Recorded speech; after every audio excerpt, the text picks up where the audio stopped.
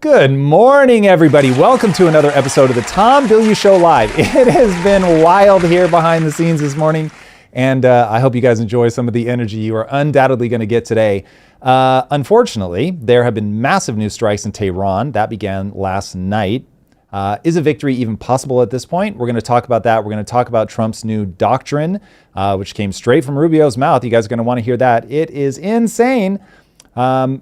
I want to know if we're just digging a deeper hole in Iran. That becomes the big question for me. We'll talk about that from an economic angle, from just can we win the war angle, all that and more. All right, what are the real motives behind Anthropic's recent dirty moves? We're going to be talking about why AI czar David Sacks is sounding off and calling foul. Speaking of calling foul, Pelosi votes against a House bill to stop politicians from insider trading. Now that in and of itself is no surprise, but there is a plot twist that you guys are going to want to hear. Mamdani goes on Jon Stewart and makes a fool out of both of them. We're going to take a look at that.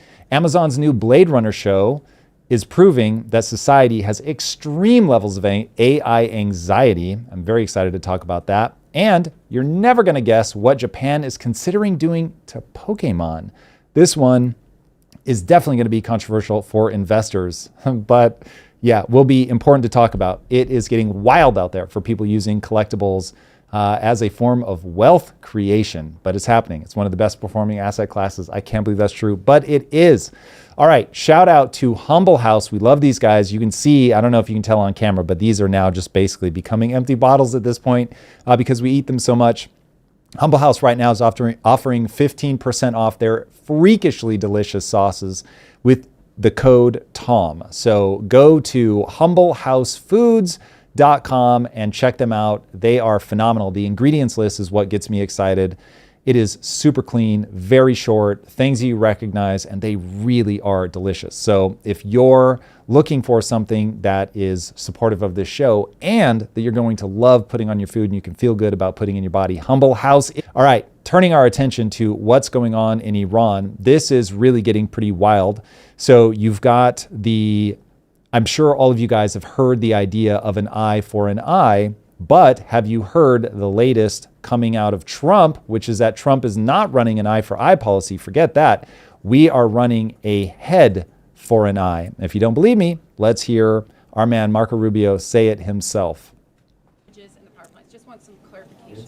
Do you rule out striking civilian infrastructure? I think I saw, guys, I saw Arachi, their foreign minister, who the other day say or something about their policies, an eye for an eye. The president's policy is a head for an eye. I mean, honestly, that's what it's going to be. I mean, they will pay a very heavy price for the things they're doing. They're already paying a very heavy price. You guys don't know it because you don't cover it. You're not in Iran. You're not in the street. They don't have a free media. But they're going to continue to pay a very heavy price. Their industrial base has been decimated. Their defense industrial base has been decimated. They're losing launchers. They're losing radars every single night. They are suffering billions of dollars in damage, and their economy is a disaster. But despite all that, okay, these people who are calling us every day, begging, let's do a deal. They send us messages through other countries, third countries. I mean, they're running out of countries to send. Even I had countries here coming up to me, oh, I just spoke to the Iranians. They want to do a deal. The problem is, every time these people do a deal, they either break it or after they make it, they want to change the deal. So they're probably not ready to do a deal yet, but they will be soon because the price they're paying is very... Why exactly do they think that they're going to be ready for a deal? Because we've had 13 straight nights of American strikes on Iran. CENTCOM says that the campaign is aimed at stopping attacks on shipping around the Strait of Hormuz.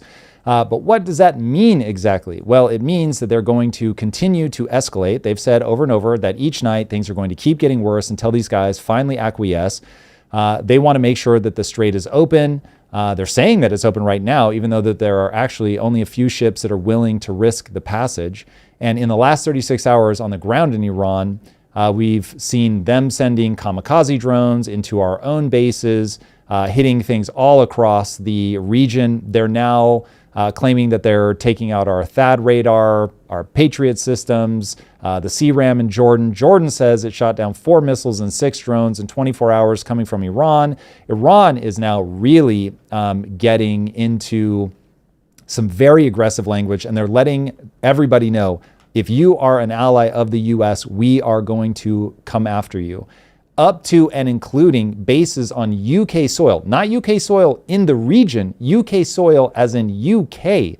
And they're telling them that if you're allowing U.S. military planes to take off from your bases, that your bases are now military targets. They're going to come after you. They also put out a warning to all the regions. Hey, just so you know, civilians, we are going to target U.S. troops that are in secret locations. So how the hell would the people know that the troops are staying there? Because the Iranians are saying, we've been hitting the bases. So the U.S. has moved their troops off of those bases and they're putting them out into just the public, into hotels and places for them to stay.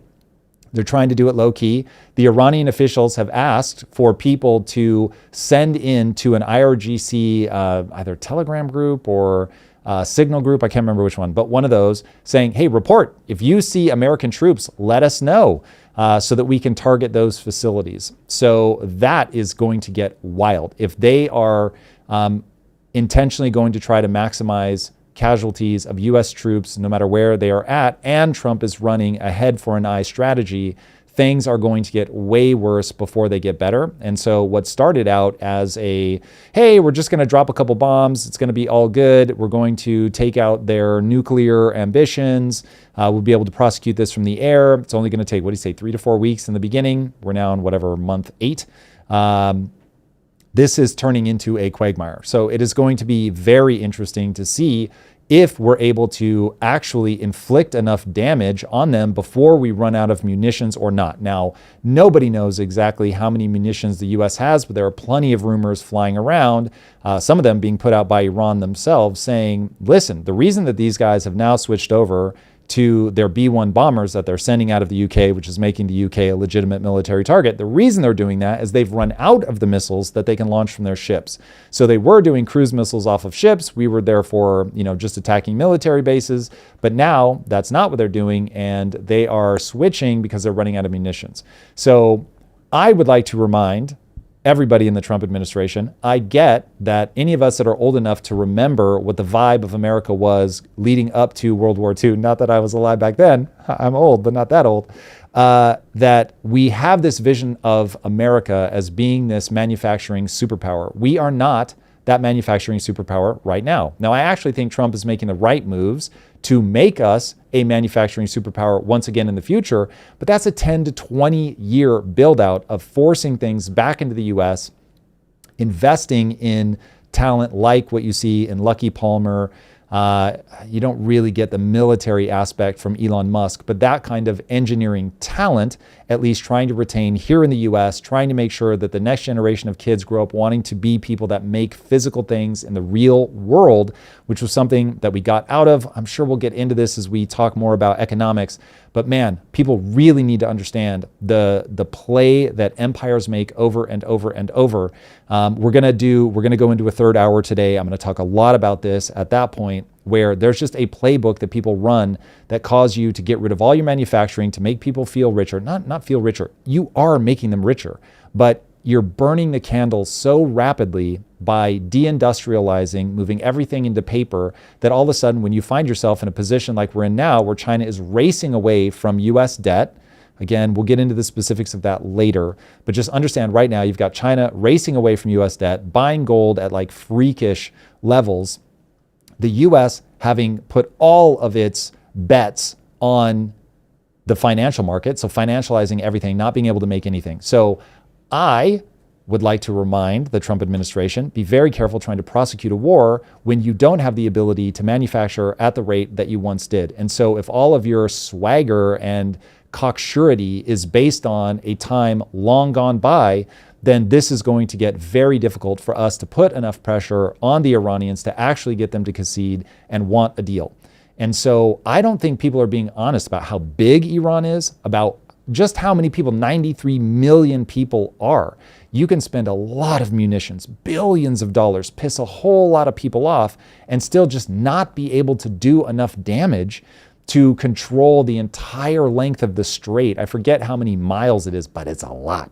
And so there is a lot of places that you have to cover that they can just keep popping up new stuff. And if China is moving away from the US hard enough, aggressively enough, and they want to see Iran be able to continue to ship oil in a way that's friendly to them, and they just sort of subtly in the background are on the Iranian side, this gets way harder than I think we expected it to be when we went into this. So yeah, this one is thankfully so far not been us with troops on the ground, though there are rumors that we've tried some things. They're just rumors right now, so I'll leave that alone.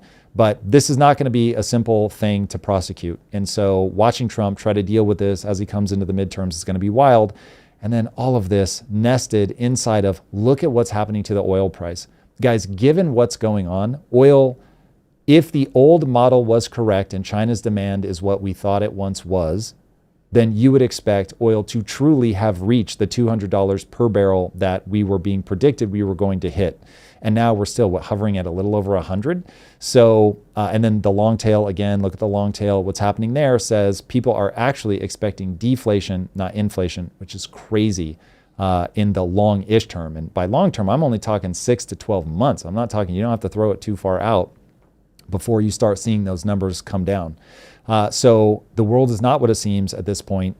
We're all being propagandized. It's just hard and fast as people can propagandize us. And so this is far trickier than people want it to be. And so we better be developing a more sophisticated plan than what I've seen us do now. So plan on the table now is disproportionate response. And it'll be interesting to hear you guys' reaction to this. But I think, one, it is so abundantly clear that either their messaging about Iran was just wrong, and the new messaging that we're getting from Marco Rubio is now the real messaging that they should have been giving us from the beginning, which goes like this. Yes, this is about Iran's nuclear program, but it's about all the ancillary things that go along with that. So think about their missile programs. They were building up all these missile programs so that they had everything they would need to put a nuclear warhead on this. And so even if we have destroyed their ability to produce all of the nuclear weapons, the fact that they're able to build these offensive and defensive capabilities up so aggressively means that they could put themselves in a situation where we wouldn't any longer be able to stop them. And so the messaging from the beginning, maybe, if they were being honest from the beginning, should have sounded more like that. These guys are on the brink of being able to stop us from stopping them. Not that they were, literally a week away from nuclear weapons, but that they were getting way too close to having the defensive capabilities that they would need to make it impossible for us to come in. Now, that's actually believable, because what I'm seeing now is they may have already crossed that. They may already have such strong defensive and offensive capabilities that they can be a big enough pain in the ass. And I know everybody tries to write it off. Oh, it's just a couple drones. But now they've got their micro submarines. I think people are calling them midget submarines, if I'm not mistaken. Whoa. Yeah, exactly. Little people submarines. What's the right way to say it, Drew? Little people subs is crazy. Can we share this?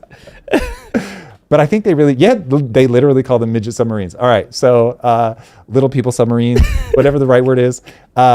So they are going to get better and better at being able to cause problems.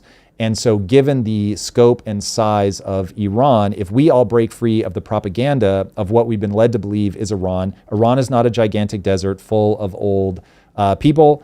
Iran is a very young population. Iran is a very lush and fertile area. Do they have deserts? Yes, of course they do. But they also have incredible mountainous regions, plenty of things that they can be self-reliant on.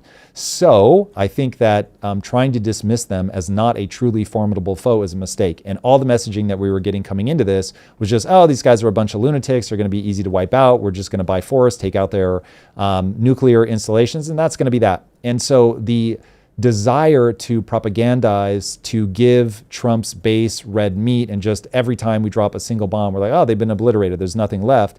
All of that messaging has created the problem for themselves. If they had been honest in the beginning and said, listen, what this is really about is these guys are building up such capabilities that they would be able to bully everybody in the region, including us, because they only need to achieve asymmetric capabilities, and now we're just not going to be able to stop them. And so we have this one sort of window remaining. First of all, this is, if I'm advising Trump, you've got me, the only president that's actually willing to do something about it. And so it's possible that the window is measured in 3 or 4 years, that it's not like it's the next few months, but to actually prosecute this well, we've got to get moving now. We've got to try to press the advantage while we still have a bigger advantage. And every day that we delay, this becomes a bigger and bigger problem. And because down the road, they've just continued to escalate their nuclear program such that if they got to the point where nobody was going to be able to stop them, they only have a few remaining pieces to put in place, and boom, now they can really start attacking people. So we're going to have to move in and do this thing.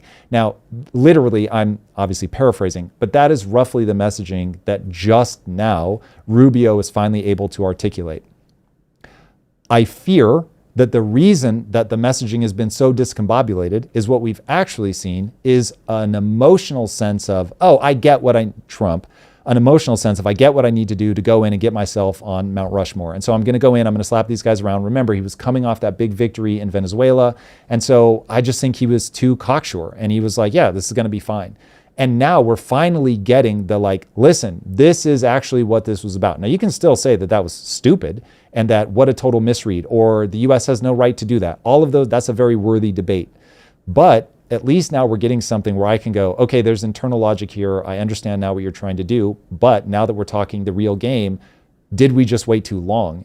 And if we waited too long, and this is something that you either should have done in Trump's first term, or this should have been something Bush 1 or 2, or Obama should have handled, and now like the jig is up and they really are already in that position. We have to face that. And we have to say, in the light of what they actually can do, what is the path out of this? Show me path 1, show me path 2, show me path 3. It's going to be hard because obviously they can't lay all their cards on the table, but they are in a republic. And so you have to convince the population. And if you don't convince the public of what you're doing, then you get voted out of office. And so, man, we're just in a really weird and difficult position. And ironically, the only thing that's offering any sort of salvation from an everyday person perspective in terms of the cost of oil is that the Chinese economy is struggling. And so that's wild. It is one of those things where when you try to figure out why none of this is perfectly predictable, it's because of shit like that. Like, who would have thought that the housing crisis that China's going through right now, which they've done everything economically, he would need to just make this to be a completely untenable war. So you have just enough where he can keep going and oil's still only at like $100 a barrel. And China's still doing well enough that they can like keep going, keep doing their thing, keep moving away from the US dollar. They just dumped like $663 million, $1 billion, excuse me, if I'm remembering right, of treasuries like in the last week or something, which is like putting so much pressure on us from an economic standpoint. Everything is economic. Yeah. Dude, this one is when you lay out the known things, forget the unknowns. When you lay out the known things of what's happening, all of this becomes quagmiry. Like there's not going to be any easy way out of this. I'm not going to say I called it, but I'm going to say I called it. I feel like from day one, I was like, this is a forever war. And I think that there's two things. You can go the Simon Dixon route and say there was incentives there. Trump could get a golf course in Tehran. Jared Kushner is getting money hand over fist. He's in Trump's ear. Yeah, it'll be a 2 week. We'll make it happen. I got it. So there's all the financial incentives that lets Trump and his family wants to get involved and get messy. But then on the flip side, we have like the Vietnam of it all, where it's like, oh, this small country will bomb the life out of them. And then now we got guys popping out of deserts, guys in do-rags that's going to be attacking us, and we're not going to be able to have the necessary wherewithal to withstand that war. So it's like, to me, I would much rather him go fast and furious and bomb everything and just be the bad guy and shrug his shoulders and just be like, yeah, I did it, whatever, rather than this, we're at war, we're not really at war, we're at war, like this double, like this hopscotch like approach that we're doing now. Here's the good news for your advice. Yeah. He's running that playbook now. Yeah. And it just becomes a question of, do we have the munitions and the allies to pull it off? Because a lot of this is going to be, how does the Middle East respond to this? If they get pissed and they feel like, okay, fine, fuck, like we've just got to fight Iran full on right now. This is the time. I wish Trump hadn't made the move, but he did. We are where we are, which, by the way, that'll be the one thing where I'll let historians debate whether we should have gotten into the war or not. That's fine in the fullness of time. People have a much clearer picture of what's going on. But right now, the conversation that we all need to be having is, we're in it.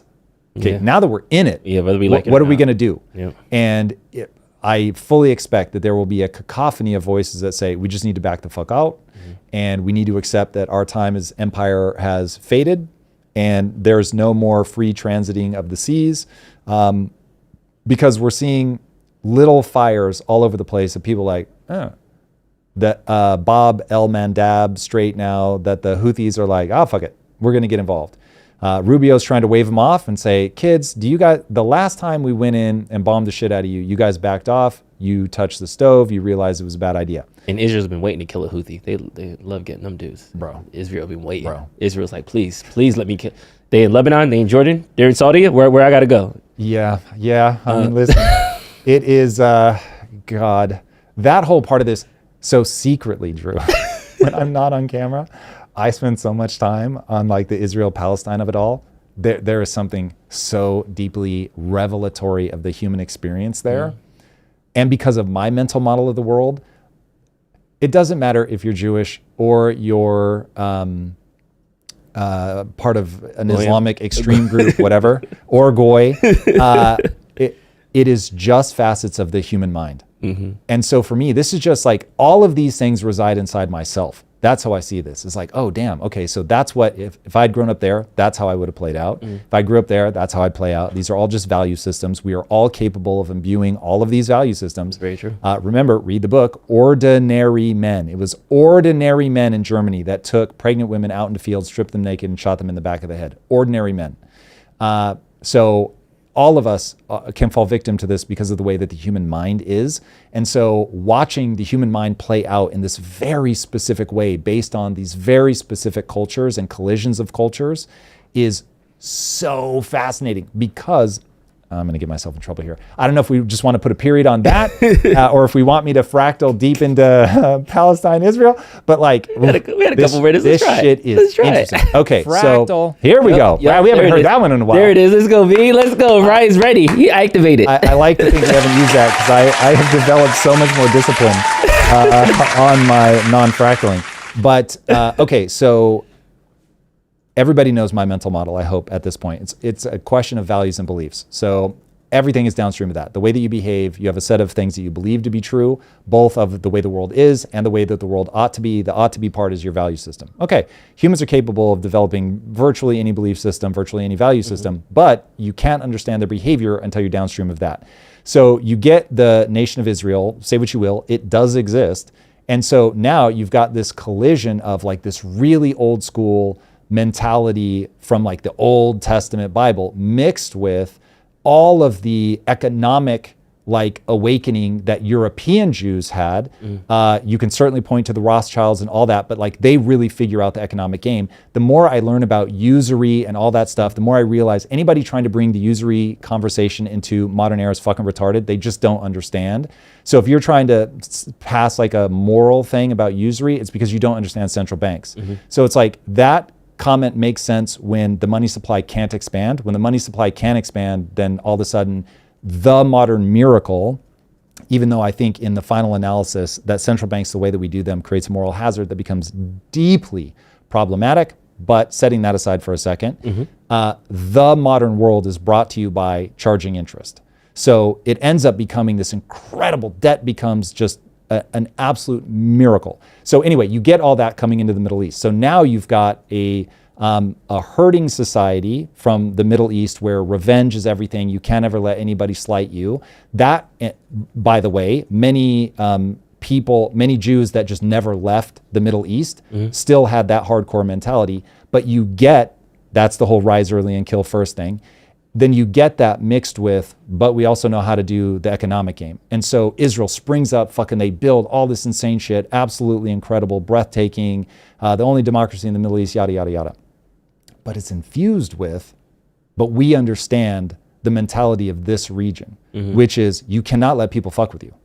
And if they fuck with you, you got to hit them hard. And by the way, just the religious extremism on both sides. Like, I'm just doing what God tells me to do. And so both sides actually can say to themselves with a straight fucking face, God is on our side. That shit is so dangerous. Bob Dylan wrote a song about that. People should listen to it. It's incredible. I believe God doesn't exist, so he's not on anybody's side. But you've got people that really believe I'm doing God's work. And so I believe in you can't let anybody fuck with you, and I'm doing God's work. So I can't let these people fuck with me in the name of God. So whichever God you believe in. And so it gets fucking wild. And so now you've got the US, which is like the most unable to build a mental model of the Middle East, which has a very different value system. And so we're trying to do the big dick swagger of American military, everything's bigger in Texas vibes. We've come in, for the last 250 years, we've been the gangster. And so we come in and try to slap people around, not understanding the ferocity of the mentality of the region of like, no, we don't play that game. We will fight to the last man. So you brought up the Vietnam War. I would like to remind everybody, in the name of don't underestimate your opponent, the Viet Cong disassembled tanks, carried the parts of the tanks over these mountains that were considered impenetrable. So they were like, oh, we're safe. There's no way they're going to be able to get their weapons big enough to defeat us over those mountains. Natural border. They fucking disassembled tanks and brought them on the other side.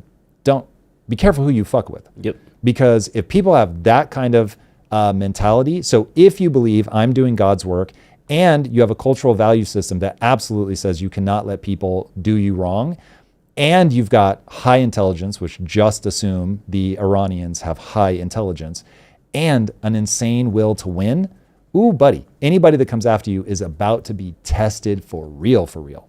And so now we're about to find out if, given that we have gutted our manufacturing base, can we spin our manufacturing base back up fast enough to actually do what you're saying, which is, all right, we're in it now, fucking win. No, but I mean, if we really call Palmer like, hey, bro, I need 200 of them disposable missiles, like, hit me with it. I feel like he could spin it up. I feel like there's enough. We're about to find out. Yeah. I mean, listen, so I'm American. I want to see America win. I grew up in the 80s. So I've got like Rambo in my veins and I want to see us win. I would have liked to see this not be a necessary thing. I don't have enough intel to know if this really was wise to move on it. That's why I say historians will figure all that out. But we are in it now. The fact that we're in it now, we've got to win it. So yes, I want to see Palmer Luckey, Elon Musk, all of our brilliant engineers come together and just show that America can't be stopped now that we're in it. But we're going to find out if that's going to be possible. We are going to find out if that's possible. Okay, so I want to take a step back from the international war, and I want to look at a much deeper domestic war. What do I mean by that? Anthropic is dirty macking. And for those that don't know, dirty macking is when you like your friend and his girlfriend are going through something and you're trying to console her, but you're making like you're saying bad things about your friend while you're consoling her. So you're not really helping him. You're making yourself look good in that. Like it's gross. That type of thing. Exactly. Anthropic was supposed to save the world. We were supposed to get protein folding. But now all of a sudden we're getting lobby groups. We're getting restriction on Chinese open source models.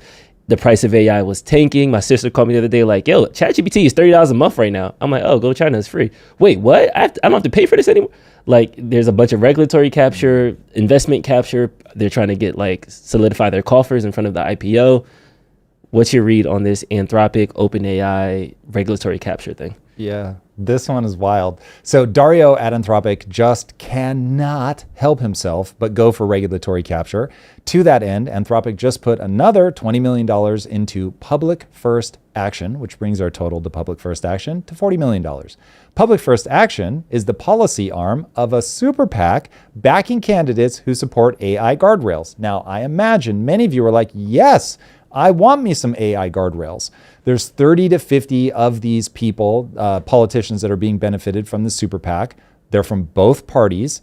And all of this is happening right now, just ahead of the midterms. If you hate money in politics, let's talk about how this actually works. So Dario himself has kicked in $1 million of his own money. Anthropic employees have also added $2.15 million just last quarter. Now, you could say, well, these are the people closest to the problem. They understand that this could be very high risk and that we need to put guardrails on it. So I will remind you, what they're not telling you is that Chinese open source models already exist. The cat is already out of the bag. And so you're not going to be able to stop people from accessing these tools. So when you say we need to put guardrails on this, who are you trying to help exactly? Now the punchline becomes you're trying to help Anthropic or you're trying to help OpenAI. You're trying to use regulation not to keep people safe because it won't work. It's like saying I'm going to put all kinds of restrictions on the weapons that I can use, knowing that there is another weapons manufacturer that's just handing out their weapons like candy to anybody who wants them for free. So it's like, are we really making the world safer? Now, we can all certainly say, I wish I wasn't in the world where these weapons existed. That is a very reasonable lament. But again, you are in a world where they exist. And so now, as OpenAI goes ham, what are they really protecting? Are they actually protecting the world from safety? Or are they putting limitations so that they can protect, at least here in America, they can protect their share price? And so I will make the case that they are doing everything they can to protect their share price. How do I know? Okay, the game of regulatory capture works like this. Regulations become incredibly onerous, meaning there's a whole lot of very difficult, and read by difficulty, expensive. There's a whole lot of very expensive things that you need to do in order to comply. And so what will happen is you get this young startup, they are the maverick, they do all the crazy stuff, they're down in the dirt, they're grinding, they're attracting the best talent, they've got this big vision, they're getting everybody excited, and they do the impossible. And they build a company that's just growing fast. And Anthropic's revenue is growing fast. We're gonna hear a little bit about this when we get to David Sachs. So they're growing fast, very exciting times ahead. However, by getting the regulation, and by being the company that has the fast growing revenues, you become the company that can afford to comply. And now, of course, in the name of safety, which it always comes in the name of safety, in the name of safety, you get all these regulations put in place that end up keeping out who you were 5 or 6 years ago. The young upstart just trying to get things going and trying to get things off the ground. So this would be the equivalent. So at Quest, we're building that, right? We do a thing that nobody's done. Like we've done this incredibly difficult thing of finding a way to manufacture these products to make sure that they can be made without having sugar in them, but taste like they have sugar. Now imagine that I went around and started campaigning saying, listen, we did it, but the process of making this equipment is very dangerous. You just cannot let a whole bunch of people own this equipment. It's way too risky. The product that you're making is way too powerful. And so listen, just to keep everybody safe, and I'm the one that's close to this, I know how dangerous these things are. So to make sure that this new technology that is so high risk and so dangerous is only used for good, let's make sure that we have regulators that come in that are able to make sure that everything is being done right, that you've got all these checks and balances on the product that's being output, just to make sure that everybody's safe. And so now let's say that we make the startup cost of a business dramatically more expensive in just nominal raw terms. So maybe now it's $10 million to get off the ground. Now for a company of Quest size or for a company of Anthropic size, that is quite literally chump change. But when we were starting, that would have been the difference between being able to do it and not being able to do it. And so now you just kill off all of this innovation. And the innovation often comes from those small companies that have a dream, they have a vision, they're able to attract talent who is very frustrated with the state of the world, and they harness that frustration to create something not backed by a lot of dollars, but backed by insights, backed by a willingness to work, to try new things, that you don't have all of that infrastructure slowing you down or dragging you down.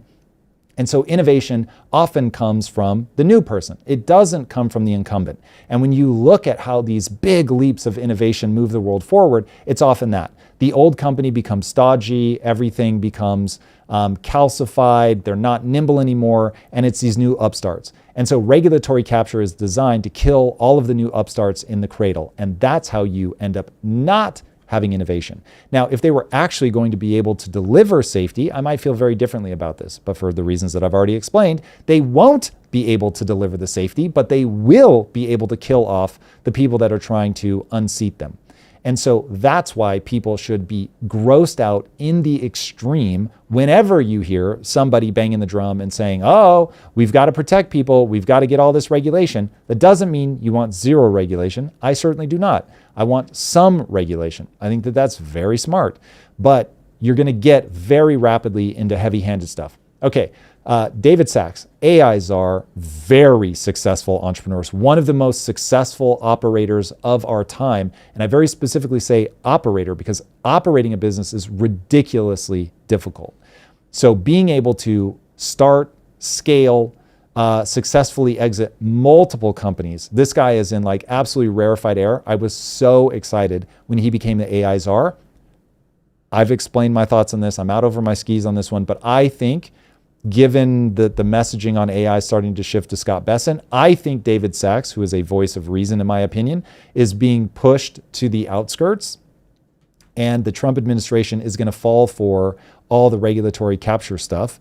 But anyway, this is what David Sachs had to say about that. He put out a tweet, and it reads, "It's true that Anthropic is the fastest growing company that Silicon Valley has ever seen," crazy, "which is all the more reason their incessant attempts at regulatory capture are not just unnecessary, but frankly gross." So when you have somebody that has done this over and over and over and is now at this stage in his career lending his very significant talents to the government to say, listen, this is a game that we see play out all the time, and we've all said this is a bad thing, and now yet it's being used once again to squash small companies in favor of the big companies on the single most important technology the world has ever seen. This gets to be, in my estimation, very problematic. It's unfortunate too, because we were joking before we started, like, you really start off as the hero and live long enough to see yourself turn into the villain, because there's so much excitement. And even the people that were pessimistic about AI, there was still like, okay, at least it's a better search engine. You know, there was at least like, okay, it's cool. It's not going to be this robots are coming everywhere, but it's at least going to replace Google. But then we just start to see, like, slowly but slowly, they're starting to do more things that seem more malicious than actually with good intent. For example, one of the things that they're parading about with Chinese models is how they're stealing the IP. And then a lot of people are now saying, well, that's kind of ironic for a LLM to say, because you stole all the IP of the internet ever. So it's kind of like, I can do it, but when you do it to me, it's wrong. Yeah, I get the argument, and it is an argument that is worth having. Mm-hmm. There will be people that will be able to debate on both sides.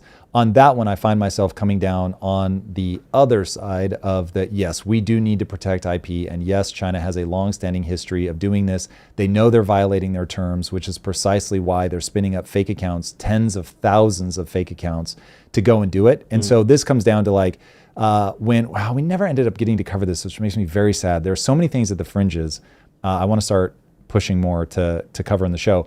But one thing that happened in the anime community was there were these guys that were running an anime pirate site, and the pirate site got shut down. The guys got arrested. I don't remember if they were in Vietnam or somewhere, but somewhere in East Asia.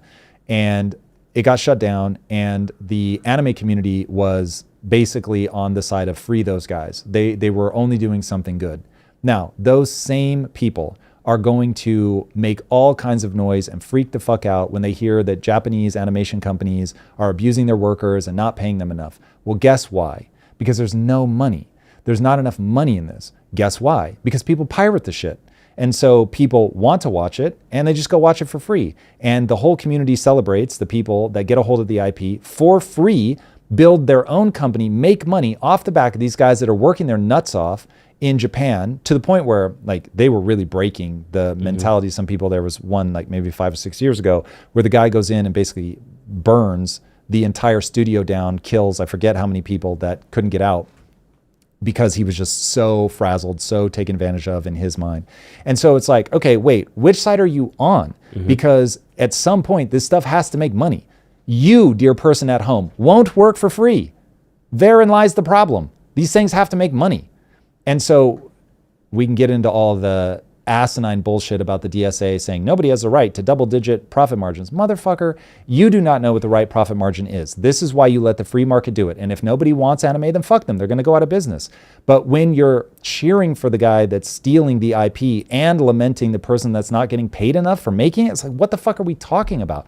So it just gets so retarded so fast. So you've got Anthropic making a thing, and they say, if you would like to use this thing, here are our terms of service. If you adhere to them, use away. If you don't adhere to them and you were using it to distill our model and make something else, you have violated our terms. That's against the law. You can't do that.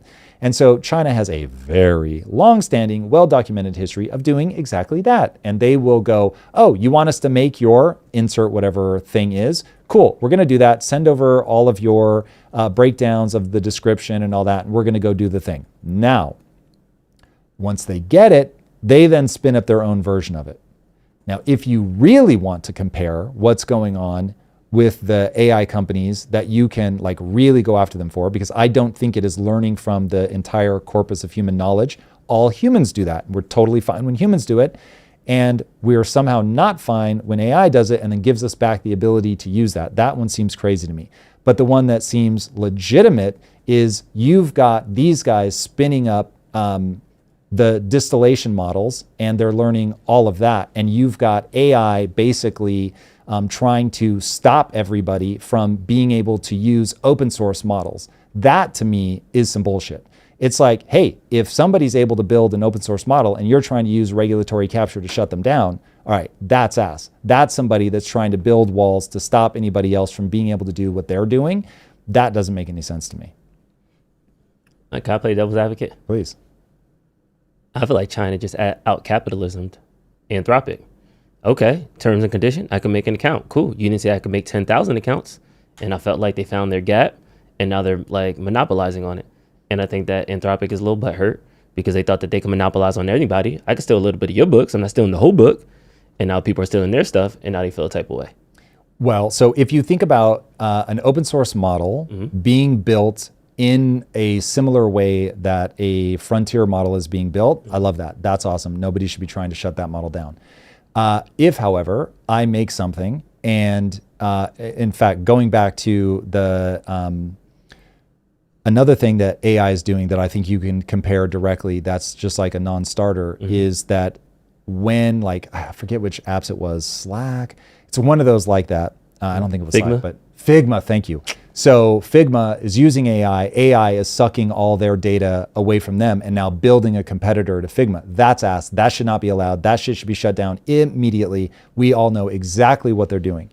So that one to me is like fucking bad form in the extreme. So those to me are direct parallels. But when you go, these are our terms of service, you're using it in a way that you are trying specifically to steal my IP, I think that's bad mojo. Now, if they were able to, like trying to make a car analogy, like if you're able to get a car, break it apart, look at it and go, okay, cool, I now understand the engineering, you're not violating any patents and you go do it yourself, okay, great, that I get. But this is quite literally saying, I'm gonna let you train the model, which is very expensive, and then I'm going to learn off of its back specifically to make something I wouldn't be able to make without that existing, and it violates your terms of service. So that's where it's like, that becomes parasitic in my opinion because of all the cash investments that they had to make the first one.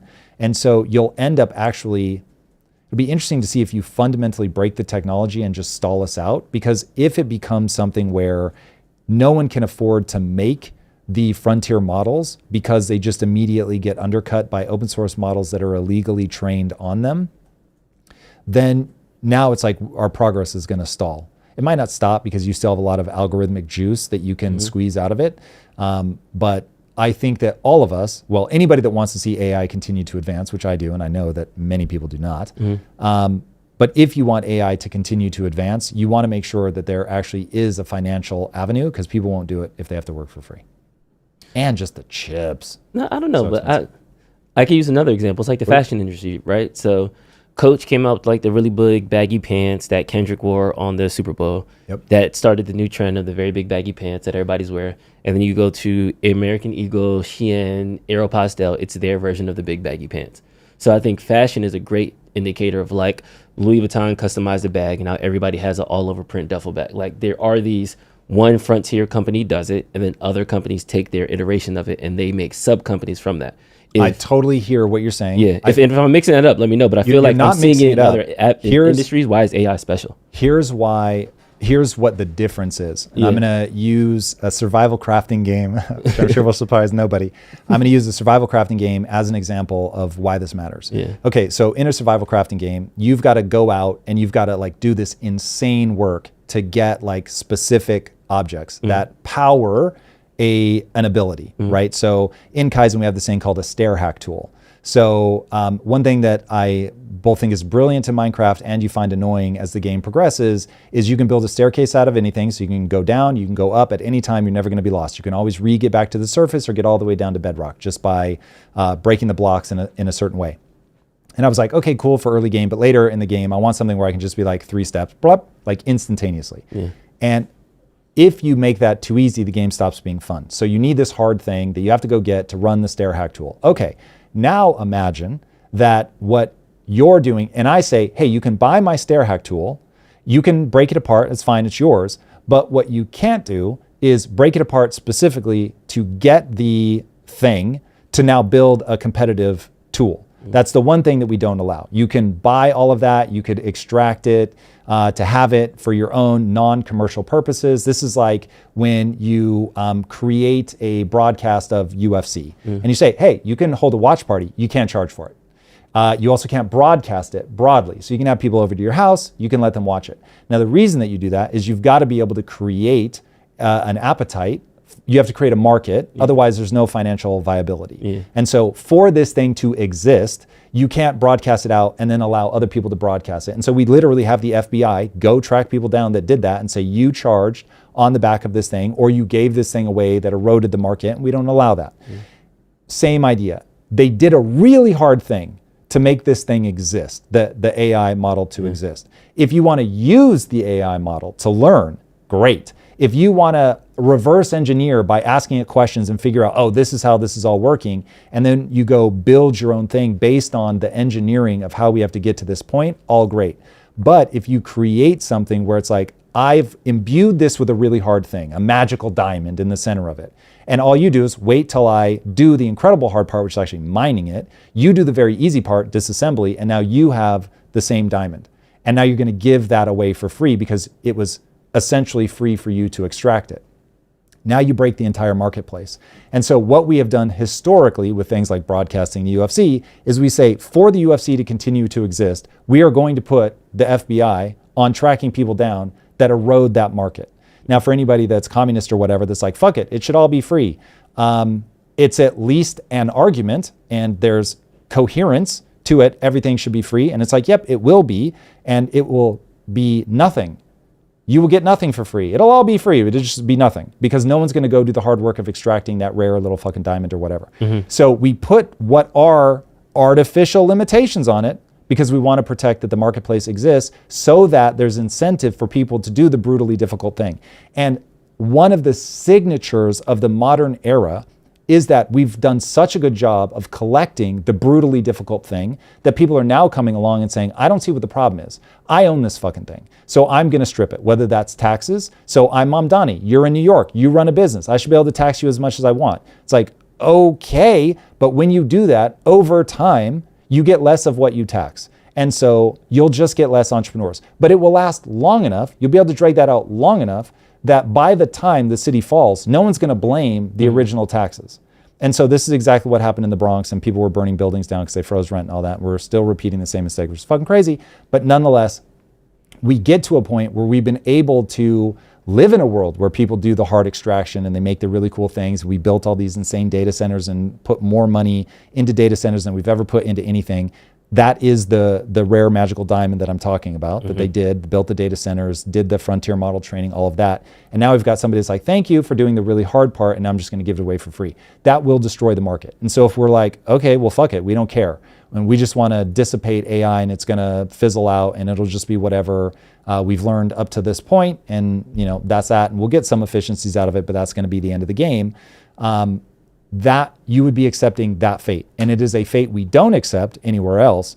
And now all of a sudden are accepting in the AI field, which I think would be a huge mistake that humanity will pay a gigantic price for. But for people that hate AI, I get why they won't say the real thing, which is I just want to see AI die. And so yes, we're going to strip mine these things and make sure that it's financially unviable. But for reasons like protein folding, I don't want to see that happen. We have the best chat in the internet, and I want to publicly proclaim their greatness because Jensen Huang just released a open letter about open source. I'm reading this live. I looked at the last 2 paragraphs. I think this is where the juice is. There might be some more juice. I apologize. I am producing, listening, and reading at the same time. Which is not Easy. But he said, in fact, openness may be the one important path to AI safety and security. Relying solely on closed models is not inherently safe. They can be breached, misused, or fail in ways that outsiders cannot detect. And concentrating advanced AI capabilities behind a small number of closed models compounds that risk. It results in a small number of single points of failure, weakens competition, and leaves critical technology in the hands of a few providers. Open weight models, on the other hand, allow a broad community of researchers and developers to examine their behavior, identify vulnerabilities, develop safeguards, and improve them over time, just as open source software demonstrated that transparency can be more secure than obscurity. AI safety may depend on giving more people the ability to test and strengthen models on which society relies. It allows for vigorous benchmarking and evaluation, red teaming, and protections tied to real and demonstrated harm, rather than assuming that closed systems are safer by default. Last thing, a safe AI ecosystem is not a foregone conclusion. Policymakers have an important opportunity to act. This includes expanding access to compute for startups and researchers, investing in shared training assets, datasets, tools, evaluation frameworks, and keeping the frontier plural by avoiding premature restrictions on open models that stifle competition or drive innovation overseas. These measures must also look at how strong application layers can expand sovereign use of AI across the economy. Okay, so Jensen is saying exactly what I'm saying. So what he's trying to point out is that regulatory capture will be the death of AI. Stop thinking that by putting these guardrails on it that you're going to make the closed ecosystem safe. That's not the path to safety. What he's saying is the path to safety is to put public resources behind this. So remember how all of this started. OpenAI started as Elon Musk trying to convince the world not to develop AI. He could not get anybody interested. So for anybody that forgets the timeline, Elon Musk went after politicians for, I think he said like 5 years. And he said nobody would listen to him. And so finally he became fatalistic and he said, AI is going to happen. So let me do this the right way. So I'm going to create an open source model for AI to ensure everybody has access to it. Think of it as like the ultimate proliferation of nuclear weapons. Everybody has it, mutually assured destruction, or it's probably better to not use that. It's you have the best defense because everybody has access to the same like high tier model. Now, forget whether OpenAI should have switched over to being a closed model, but listen to the rationale as to why they went to a closed model. Most people are going to say the only real answer was they wanted to get filthy rich. Cool, I'm sure that's part of it. And I'm sure in their reasoning, that a strong emotion of, oh my God, if I did this, I would be a billionaire. This is fucking crazy. One of the guys, Brockman, I forget his name, whoever that was at OpenAI, wrote in his fucking diary, which came out in court, that like, oh my God, if we do this, I'll be a billionaire. Like, oh shit. And so clearly it was a part of the reasoning. But set that aside for a second. The reason that they had to do it was they were like, this is going to cost so much money. That has borne out to be true. Even Elon Musk has put ungodly amounts of money. And so whatever the $400 million that Elon put in the beginning, it is the smallest drop in a bucket of what ended up being invested. It's trillions of dollars. So the gap between what you're going to be able to raise in public funds versus at the time where, not public funds, charitable funds, what they were able to raise in charitable funds was an absolute minuscule drop in the bucket. If we now want to go, okay, we need to treat this more like this is something that the government needs to get behind, because if it's locked behind a profit motive, it is going to be a closed system, and therefore we'll never, we won't get the safest models that we could get. They're going to fall to regulatory capture. So we don't want to do that. We want to get back to this initial idea of it's going to be open source, but now we know that it's going to take trillions of dollars. The government's going to have to get involved. That solves my problem, which is, magical diamond thing needs to be extracted. So somebody has to pay for all of that to happen. And if we want to put our tax dollars towards it, then I just ask, what is the thing you're going to stop paying for to do it? And if we're willing to stop paying for something to do that, great. But if we're not willing to do that, then you're going to have to rely on public companies. And so you get into this weird quagmire where China has an incentive to distill the models, to steal all of that economic viability as a way to hurt the US market. And I think as a way to move us away from financializing things, which would be right now just absolutely destructive to the entire US economy, and get more into the tangible world, which you see them doing in gold. and manufacturing, which is even bigger for them. So you've got these like two things happening simultaneously.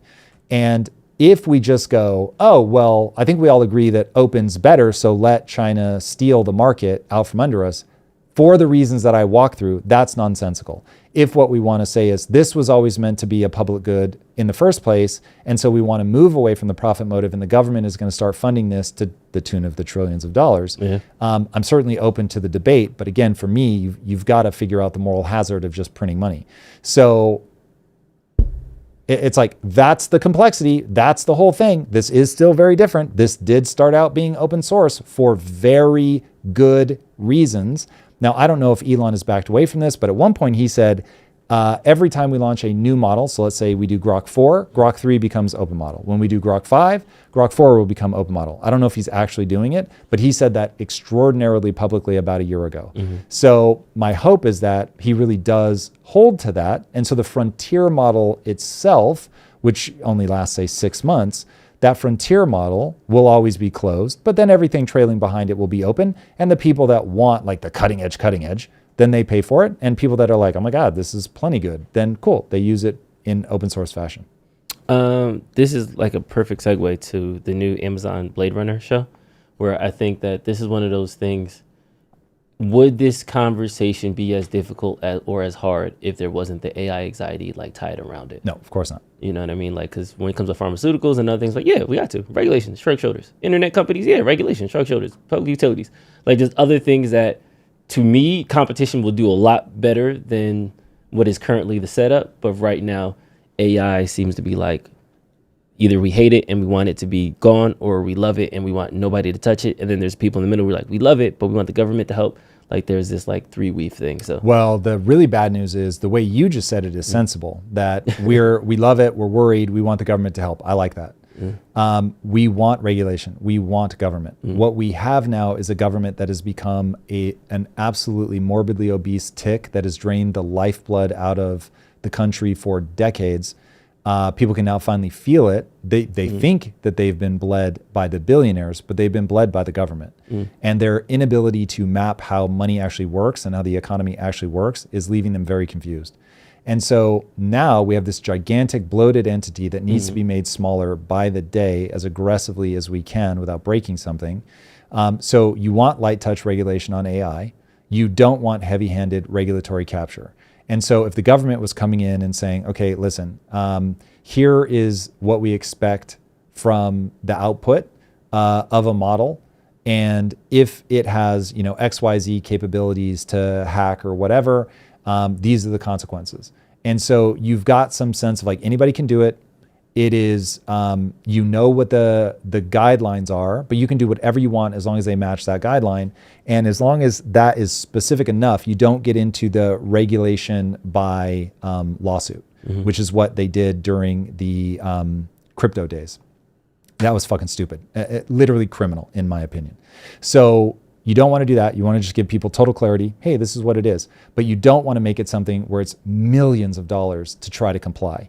It's like, no, if you either have these capabilities or you don't. And if you have these capabilities, you need to do this thing, whatever that is. And you treat it like something sensible. In food, for instance, you have something called generally recognized as safe. And so when you have things that are like, all right, these things are fine, go do whatever you can do. And as long as they adhere to that, you're going to be good. And so it isn't crippling in the beginning. It's not easy. Like I remember when we started Quest, there's a lot of regulations. You have to be very careful, but it's like public health. So yeah, you got to take it seriously. But it wasn't crippling. It didn't stop us from starting a business, period. So that's what you want, light touch. Now, getting to your anxiety thing, the big concern that I have there is that humans are emotional creatures. We do not reason by logic. We reason entirely by emotion. And we have so much fear around AI that people can actually ask seriously, what has AI done for us? That is the most ridiculous and absurd question I've ever heard. Right now, today, if AI never improved, I was just at the doctor yesterday, which, oh God, when you're 50 and you go to the doctor, holy Jesus. It was my doctor being like, yo, are you like paying attention to AI? And I'm like, bro, AI is like what I do. And he was like, oh my God, it's changing medicine so much. Like, this is so incredible. He was like, he was like, even some of my wealthiest clients, they go to Cedars, they get a CT scan. He's like, it will take them 2 weeks to get the results. He's like, I want you to imagine that you're really in pain, you're suffering from something, and it takes 2 weeks to get your results back. He's like, AI is going to change it all because it's so good at reading the scans. He was like, the more this gets implemented, the more it's just going to be real time. Scan will pull up, AI will be like, here's your problem. And he was like, it'll compare your scans. So it'll be like, you've had a scan every year for the last 10 years. Here's your problem. This is the area it's changing by this much. We are seeing all the data across all patients. We know that this means increased likelihood of this, that, or whatever. And he was just like gushing. He was like, oh my God, this is so transformative. And he's like, I can't believe what a boon this is already to health. And I was like, bro, tell me about it. I'm like, what about protein folding? He's like, oh my God. And so I was like, it was just seeing a doctor who's interfacing with this all day, who knows the things that AI is doing right now today. And he was like, and just watching it like slowly getting rolled out, he was like, this is going to be just so incredible. And so that's what AI is doing already right now today. That's not new functionality. That's just roll out the functionality that you already have. And so people are letting their emotions run away with them, tell them a story, everything's going to be bad, this is all going to fall apart, oh my God, robots everywhere taking over. And they're letting that make them fight for something that isn't connected to reality for the reasons I've said 1,000 times. The open models already exist. They are already out. They are never going away. If you are draconian and you try to shut this down, you say, if we catch you with AI, we're going to shoot you in the face. It's still already out. There will be people who wish you harm that already have these models. And if this is what we just saw with the attack of Hugging Face by OpenAI's newest model that escaped. Anthropic's? One of the two. OpenAI, yeah. So their model escapes, finds its way to the internet, hacks Hugging Face. Hugging Face tries to use, I think, Claude to shut it down, Fable 5, but it had been nerfed so much that they weren't able to stop it. And so now they're like, guys, we had to go to a Chinese open model to be able to fight against this. That's already happened. So if you guardrail the shit out of it to the point where people that are willing to comply don't have access to it, the people who aren't willing to comply will leverage what already exists to come after you. And that's the part that people just aren't being honest about. Yeah. Then let's go forward, right? Because we always talk about, like, I feel like our tagline for this show is like the Tom Billy Show. It's all economics. It does come back to like that. So I think what it really comes down to is the downstream effects. It's AI, revolutionary technology. AI leads to robots. Robots need to no jobs. No jobs means I'm poor and I live in a tenement with my UBI check. I think there's a falsity in that logic. How about this? We haven't seen that yet. Yeah, we haven't. I'm projecting the anxiety. What people think. You know what I mean? So is it because there's economic insecurity that makes us apprehensive about AI, where maybe in the past when there were previous technologies, it was like anybody could get on the internet. It's this new thing. We were excited to go on AOL and wait for 20 minutes to sign in. We were excited to try Napster, or we were excited to go into our email for the first time. And I think that excitement isn't there with AI. Maybe that's what it is. That's really interesting. I'm really glad you brought up Napster. Yeah. So the way that these technologies always work is you have the people who have, let's say they're 35 plus, they've gotten to a point in their career where this new change is going to be devastating to them. And by the way, they are right. There are going to be people who will not be able to, quote unquote, learn to code. They're not going to just be able to embrace AI. They will never get retrained. They're going to be going in some absolutely horrific, terrible direction. And this is only going to be worse for them. And in being worse for them, they're going to be right to have all this anxiety. But just like with Napster, despite the fact that Metallica was screaming from the rooftops, like, this is terrible and we need to go after these people, kids were just like, nah, fuck you. It's better. And so because it's better, I'm going to do it. And so that's how these technologies always come into play, is that it really does hurt some people, but it creates new opportunities elsewhere. And only the people who get eroded by it are going to complain. The unique thing about AI, and by the way, that's true of everything. When the Industrial Revolution happened, when electrification happened, when the internet happened, it was devastating to people that were unwilling or unable to shift into the new economy. The waker uppers was crazy. That was actually like a thing. When you did that. Knocker uppers. Yeah. I was like, dude, there's really somebody that was their job. But go ahead, my bad. Yep. So you are going to have that. The thing that's unique about AI is everybody thinks they're a knocker upper. And so everybody's like, oh my God, this is going to replace me too. And so for the first time, it's so widespread that you really might have enough panic, especially because it's happening in a populist moment.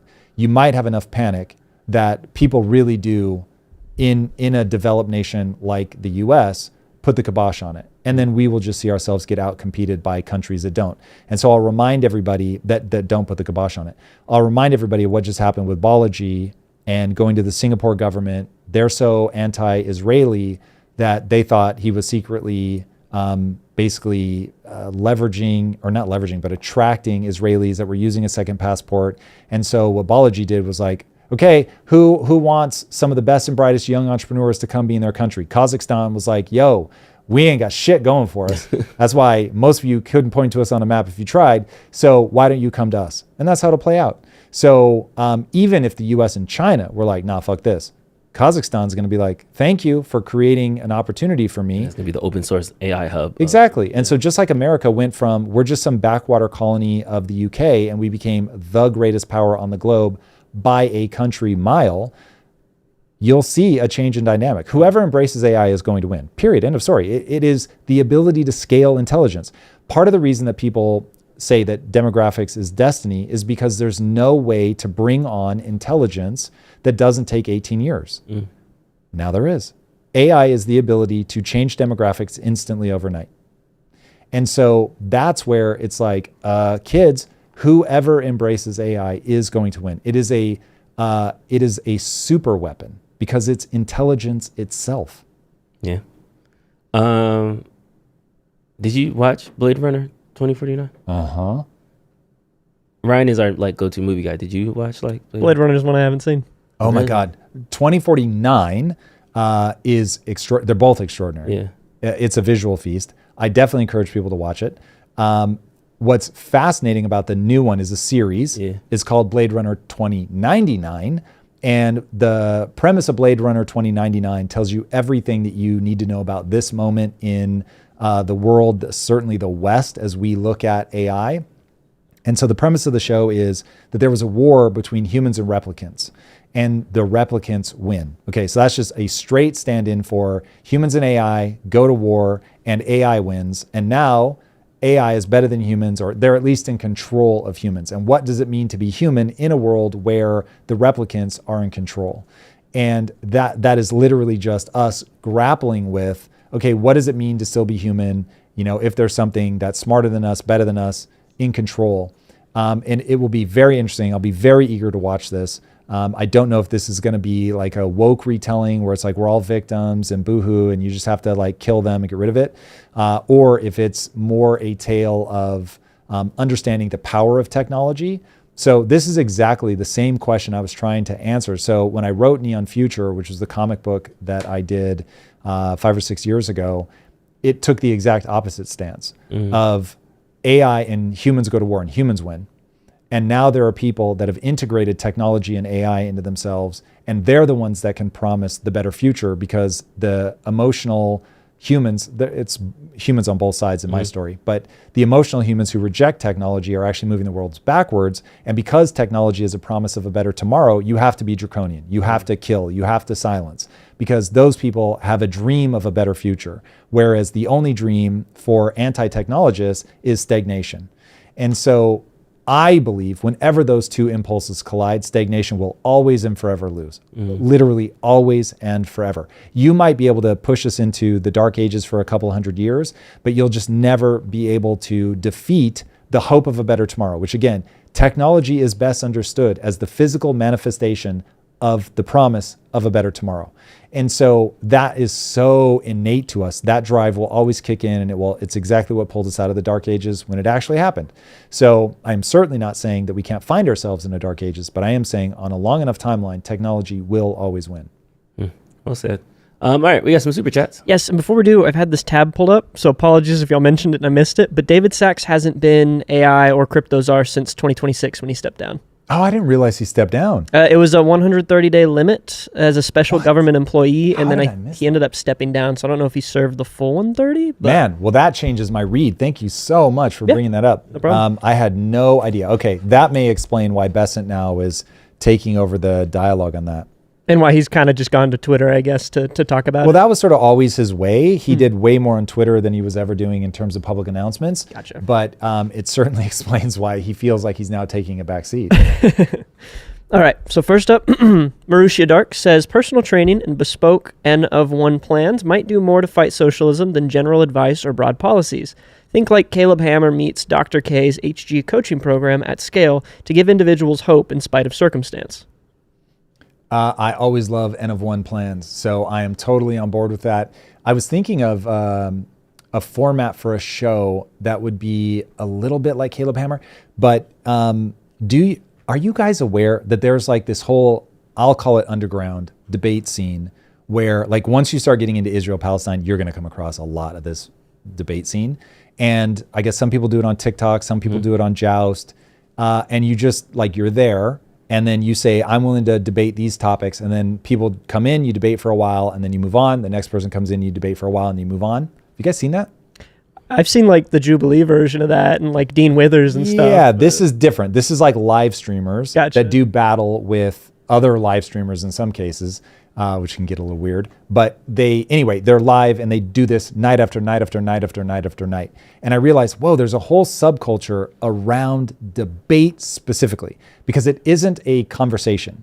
It's debate. Like they are trying to win, but there's no like agreed upon format. It's really fascinating. But anyway, we're raising an entire generation of people that they want to fucking fight about their ideas. It's very interesting. So it got me thinking, oh, would I ever find that interesting in my way? I'm not going to be there to try to win, but it would be interesting to go on and be like, all right, I want to hear from people that are communists. I want to hear from socialists and like bring them in and just talk. Like, what am I missing? What is the thing? Like, give me the information. Okay, but what about this?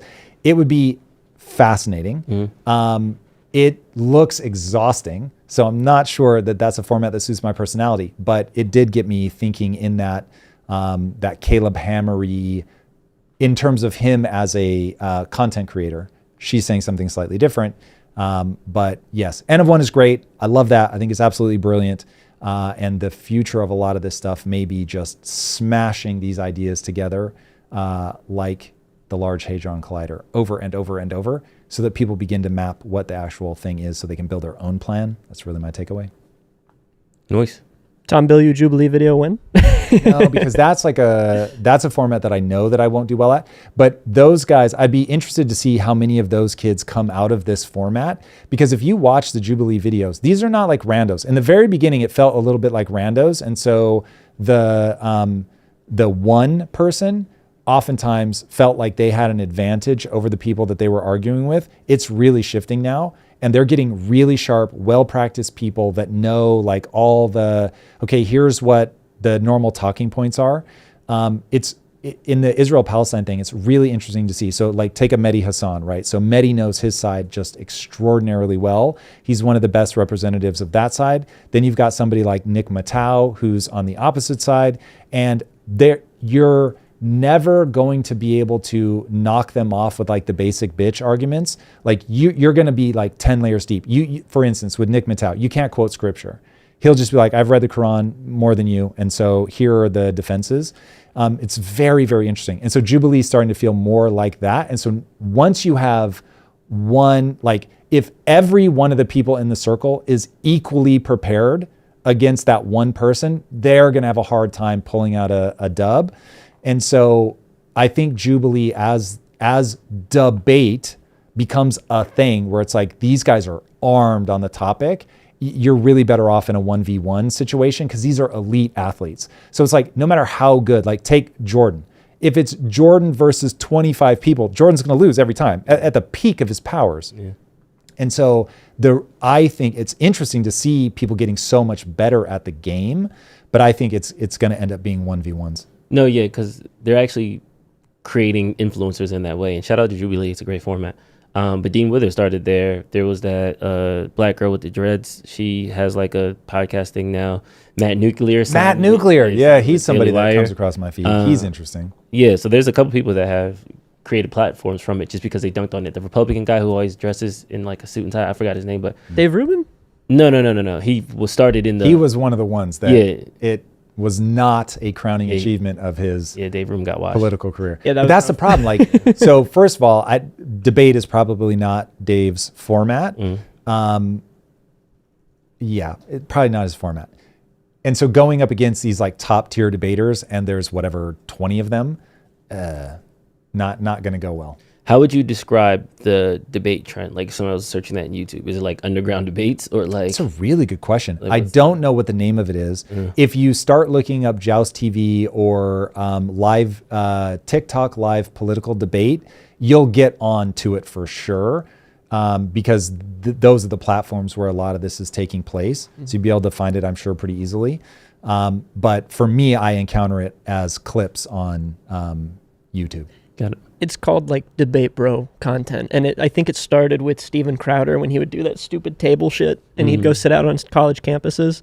So I think it's just like the next iteration of that. Yeah, it's like the live streamer format. So, but it's just like not substance. It's all like you're saying. It's entertainment. There's no conversation. This stuff is very substantive. Well, I mean, it's not conversation. It's not like us. It is not like us. You're right. It is two people trying to make the other person look stupid. Yeah. But what I like about it is you race right to the end to like the distilled arguments. So you get to when you get two good people, each side knows like the moves and the counter moves. So it's like watching black belt jiu-jitsu fighters where it's like, okay, Ronda Rousey throwing an armbar on a guy, and this is backed up by Dana White. Movie theater, there's like two big guys, I think, and they were with a girl, and the girl was like making all this noise. And so she had put her like shoes on Rhonda's seat and was like kicking it the whole movie. And so at the end, Rhonda like confronts her. The guys go to give her shit, and she fucking jujitsus them, like legitimately. And that is, if that was a black belt, this plays out very differently, right? So when you see one person just dunking on somebody that they don't know, not very interesting. But when you see two people who are like, no, you can't run that trick on me from either side, you sort of race to like the best of the best arguments. And it's like, oh, damn, that person's got something really interesting to think through. And if you're not trying to win and you're really just trying to understand and form your own opinion, it's very interesting. So anyway, I have found my YouTube feed is now just like a never ending stream of apparently debate bro content. But when you find like good shit, it will really challenge your own beliefs. It's how I felt finding Steve Keen. I was like, ooh, this guy can't be dismissed. And he's saying things that are like, this is not matching my current mental model of the world. Now, if you hunger for that, it's great content. If you want a bubble, it's bad content, because you'll just end up gravitating towards a guy that's just saying what you want to hear, which is not super useful. It's interesting though, because I'm looking at Ryan's chat. You say you don't really like Destiny. Well, that's also, he's like a sex offender. Keep in mind, Ryan is way to the left of Destiny. No, because somebody said Destiny is a closeted Republican, and I was like, yeah, that's not. Yeah, I'm gonna say no. Destiny is like the last centrist on the internet. I feel like, and even him, I feel Destiny like is very. Destiny leans to the left. Yes, for sure. Am I uncharitable to say that he leans farther left than I lean right? I think so, but he is close to the middle. And so when you look at the people that are now going to try to make him sound like a closeted Republican, they are DSA. Yeah, which is Mao. Yeah. So that is like so crazy far left that, yeah, it's going to make him look right leaning, which he is definitely not. Yes, that's why it's interesting. So, like, yeah. Yeah, I think centrist liberal's the best. Someone said it in chat. Centrist liberal's the best read on him. That seems reasonable. Yeah. All right. Flo Fibonacci says, mass movements can rise without belief in God, but never without a devil to blame. Populists turn the present into the battleground between a glorious past that never was and a prosperous future that will never come. Wake up. Let's go. That was bars. Fibonacci, that was Jeez. It's like a poetry slam. Jeez. Yo, I got chills. That was good. That was good. That was nice. Who is this guy? This is the first chat. Where no, we've heard that name. We heard that before? Almost certainly. Flo, am I making that up? Man. I swear. Maybe just Fibonacci. I got to add you. Familiar? Pull up in the Discord, bro. That was great. Yeah, hang out. Well done. And Flo Fibonacci, thank you for another 20, so 40 total, said, Tom, care to share what exactly you love so much about the Odyssey? Personally, I cannot really tell why, but the movie filled a longing in my soul I did not know existed. Been thinking about it for 3 days straight. Flo Fibonacci, that is exactly why. I agree. So, okay, I'll give you the specifics. This is a spoiler alert because I'm going to go deep on the themes here, and anybody that doesn't want to hear about it, I hate doing this because I certainly want as many people here as I can get, but to talk about it deeply, I will have to potentially spoil some things. All right, so here's why I thought that it was utterly brilliant. First of all, the way he plays with time is very cool. And so you'll find that, oh, wait, this is either a flashback or this is modern day. He never says what it is, but you track it. And so he's so good at that. He does it in Memento in the most brilliant way possible. He does it again here, not in a Memento way, but a similar way of condensing things down, moving through time seamlessly, but you don't get lost. Thought that was brilliant. Also, the themes were, to me, extraordinary. So I'm not entirely sure if I think that Odysseus is a villain or a hero, given that I believe in what the guy that wrote the Gulag Archipelago said, Alexander Solzhenitsyn. He said the line between good and evil runs through every human heart. When you watch the movie, and I won't say what he does, but in the movie he does a thing that I wanted to like chew through the screen. I was so angry that he did it. It was so stupid. And I was like, yeah, but people do dumb shit. And so I was like, interesting. The cave? Yes. Got it. Okay, I was like, what? Because it's the cave and he doesn't plug his ears in the one part. That's the hubris. Got it. Yeah, got it. sorry. So you end up going, what a fucking dumbass. And then you're like, wait, Homer's just really that insightful. And it's the same thing that I feel about, Harry Potter was written by J.K. Rowling. So I feel that same way about her. She resists the urge to make Harry just a good boy. And he's petty at times, and he's insecure, and he makes dumb decisions, and he's too brash. And so, but in the end, does the good thing and the right thing. And so when you look at the Odyssey, when he finally, major spoiler alert for anybody that hasn't read the story, when he finally makes it back to Ithaca, but he does so in disguise, I was like, whoa, what is this saying? And it's like the surface is he's looking for snakes in the grass.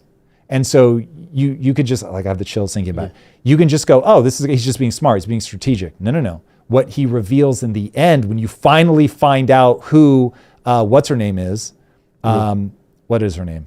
She's with Athena? Tom Holland.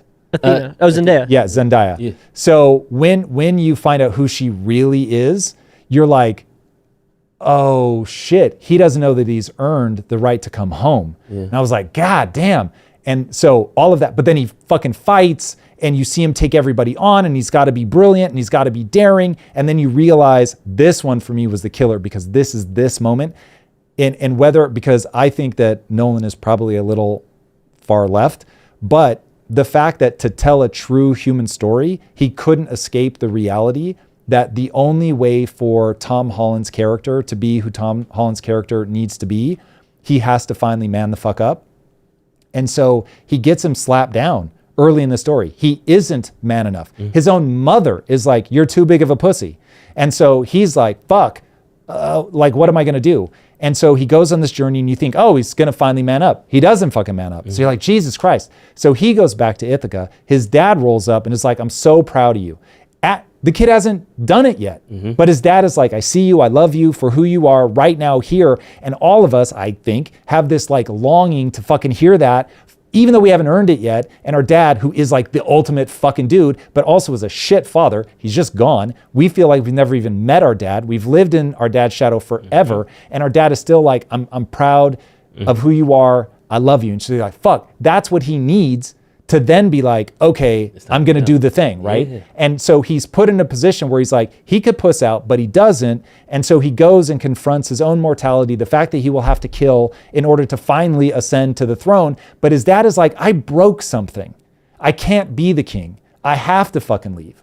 And so like the self-exile of it all, the like, I did it, I couldn't do it perfectly because I'm not perfect enough. And so I fucked up, but I did the thing. I did finally fucking make it back.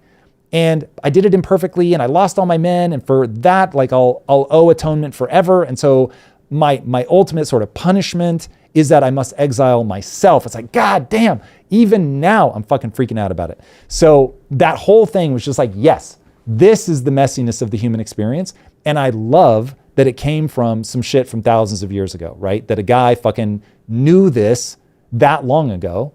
And that right now in this moment, we've gotten a little confused. Because we have stopped telling stories that are fucking morally grounded on the truth of the human experience, that you cannot have a king that hasn't earned his spot, that in trying to be a good king, you can fuck up.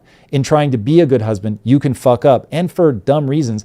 And that a guy trying to get back to his wife spends whatever 7 or 8 years on drugs, banging some other chick. You're like, uh-oh, like that's fucking weird. And then when he finally snaps out of the haze and is like, wait, like I've allowed myself to forget all these things. It's obviously a metaphor for people that try to numb the pain out and just like, and so the guy who's supposed to be the hero, he spends a lot of time numbing himself out, trying to forget his fuck ups and all the people that, oh my God, it's the fucking human experience. And Nolan managed to pack it all into 3 hours. And I don't know the original story. I didn't read it in high school. I've never read it. So it's like, you hear enough about it through life that you're sort of like skimming across the surface. I wasn't completely unmoored, but at the same time, I didn't know like what moral tale am I about to hear? Like, is he going to be painted as like I did everything right?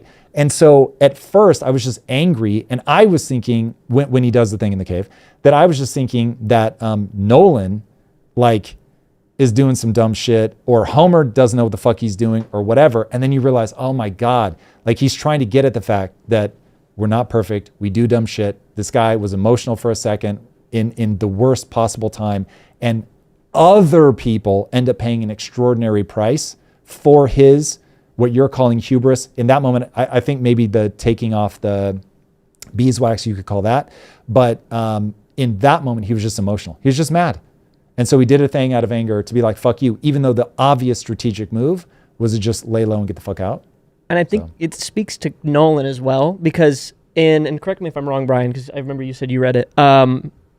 Back when I read it, like I was like, why is Odysseus so overpowered? Like he's basically, you know how everyone complains about Rey in Star Wars? That's what he kind of felt like in the actual poem. Right. And so for Nolan to add those elements, like you're saying with the arrow and stuff, it humanizes him to a degree that the original story doesn't, which makes it more relatable to us. Like Nolan's whole inspiration for this was, I'm too away from my family all the time, and that is something about myself I don't like, and you see it in that last act. And that kind of goes into what you're saying with the whole, we make silly mistakes, we prioritize things we shouldn't, etc. I mean, it's just, Nolan's such a good writer. Dude, I didn't know. I hadn't heard anything about why he approached the topic. That makes a lot of sense. So yeah, man, I am not surprised that it has stuck with you. It's also stuck with me. And I think it's for those reasons. He just touches on these really interesting human things that are, I think, hyper relevant right now to reorienting us to the messiness of trying to do great things, the things that are required if we want to ascend, all of it. It's wild. It's great. It's great, great, great. Great comments, Flo. Thank you for this. I needed that, Fractal. Yeah. And next up for the super chat, Brutus Lugo says, this is a stolen question from a chatter. You're making a generic case about hypothetical regulations. What specific regulations are Anthropic pushing that genuinely aren't about safety and are about cornering the market? Okay, so the specific regulations, that I am not entirely sure what this will come of. I don't think anybody is yet. I don't know that they have detailed out what they're saying in private to the regulators. If they are and I just have missed it, forgive me. But the reason that I know that this isn't about safety is that the example that I gave about weapons before. So open models already exist. They have already been distributed. So those are already running on private servers, and there's no way to take that back. So that ship has already sailed. So think of it as a weapons dealer that has truly already given away a bunch of weapons. And it's a particular type of weapon where you have to have the exact counter weapon. Otherwise, you can be taken advantage of. So we are, as proven by the Hugging Face hack and them having to turn to an open model to protect themselves, we're in a position where without the tool, because remember, they had access to the safe version. The safe version failed to protect them from the open source version. You can think of it that way because it broke free. So it was in nobody's constraint. And so the only way that they were able to stop that is to go get something unguarded that was equally powerful so that they could stop it. So you need equally powerful weapons to stop yourself from the weapons that are already out there. So keep in mind, the weapon that was used to stop it exists. It's open source, and it you can flip it. So if it can be used to stop a hacking attempt, it can be used to propagate the hacking attack. So we're just in a world where you have lock and key everywhere. The locks, have to get more sophisticated to stop the keys from opening them.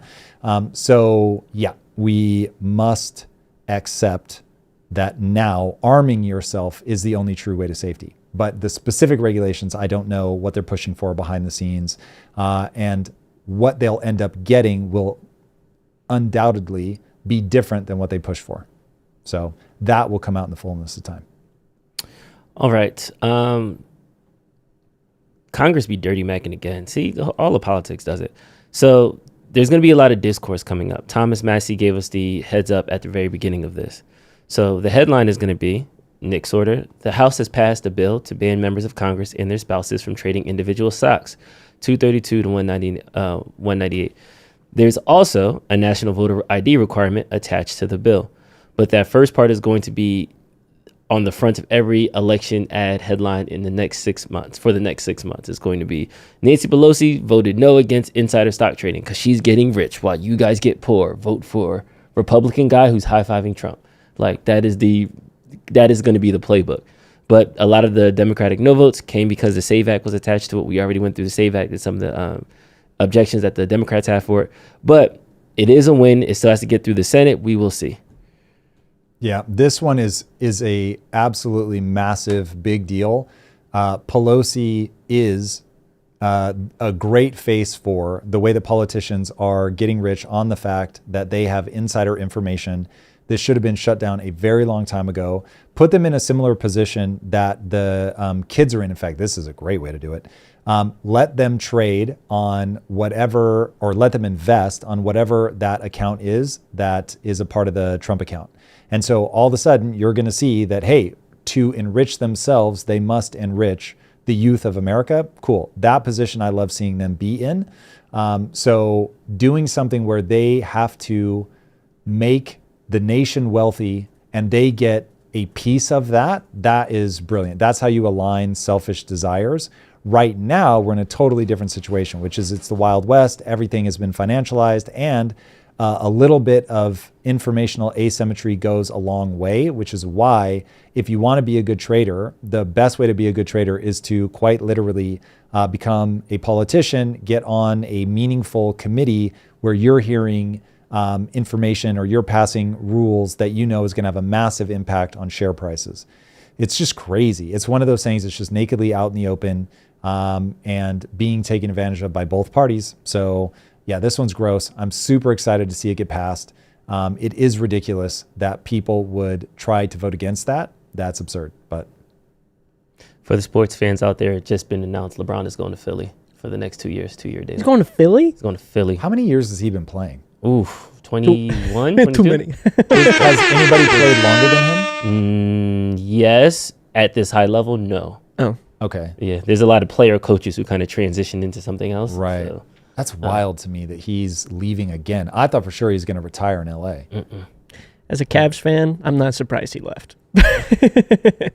Okay, sorry, that just blew my mind. I'm from South Jersey, so my entire family's Philly fans, and my brother just had a baby, and they just got Jaylen Brown. So I told my brother jokingly, like, "Yo, this is your year, bro." He's like, "Yeah, LeBron's on the way," and LeBron is on the way. Damn. I got to call him right after the show. All right. Okay, what were we talking about? Stock trading. Plot twist. We got to talk about the NDAA thing, the integration with Israel and the U.S. military. I'm gonna call it a cooperation. I still haven't looked into this. They'll share So technology do you and stuff have like that. Do you have a fact that you want me to respond to? Because here's the way that I see it. Almost certainly, the greatest intel agency in the world is the Mossad. So now I've got an intel agency. I'm at war with somebody that obviously the Mossad is going to have the drop on. I believe that the following statement is true, that at one point, was it the president of Iran or something was a Mossad agent? I mean, I'm talking at like the highest possible level that you could get somebody into the IRGC. They did. And so you've got that plus the fact that given that they don't have access to oil, Israel's had to rely on technology. And so they become one of the most sophisticated technology ecosystems on planet Earth. And so if you're the US and you're waging war as allies against somebody, you have extreme need of their intelligence to prosecute that war, and you have a strong desire to learn from their technology, to leverage their technology, to have access to it, whatever. And my base assumption is that this is not an integration, that it is saying, okay, we're going to have a very high degree of cooperation across, these whatevers, and our out is very simple. Should we ever decide that we want to cut you out, we're going to cut you out. And so from that standpoint, we will keep things secret from them that we don't want them to know. It's not like you are now in every meeting. It's not like, okay, we have a joint bank account. It's not going to be like that. These are my assumptions. Now, if somebody shows me, no, for real, like this is just shared bank account, they can spend their money without having to talk to us. And they're in every meeting. They now have top security clearance, the highest level of security clearance. They can know everything. They've got somebody permanently stationed in the Oval Office. Like if that's what we're talking about, okay, that'd be fucking crazy. But I just have a default assumption that this is going to end up being a like nothing there. Like we would do with the UK or whatever, where it's like, we've got bases with them. We've got shared offices. There's intelligence that we share back and forth. So I would need to understand what is the specific thing that's happening that people don't like.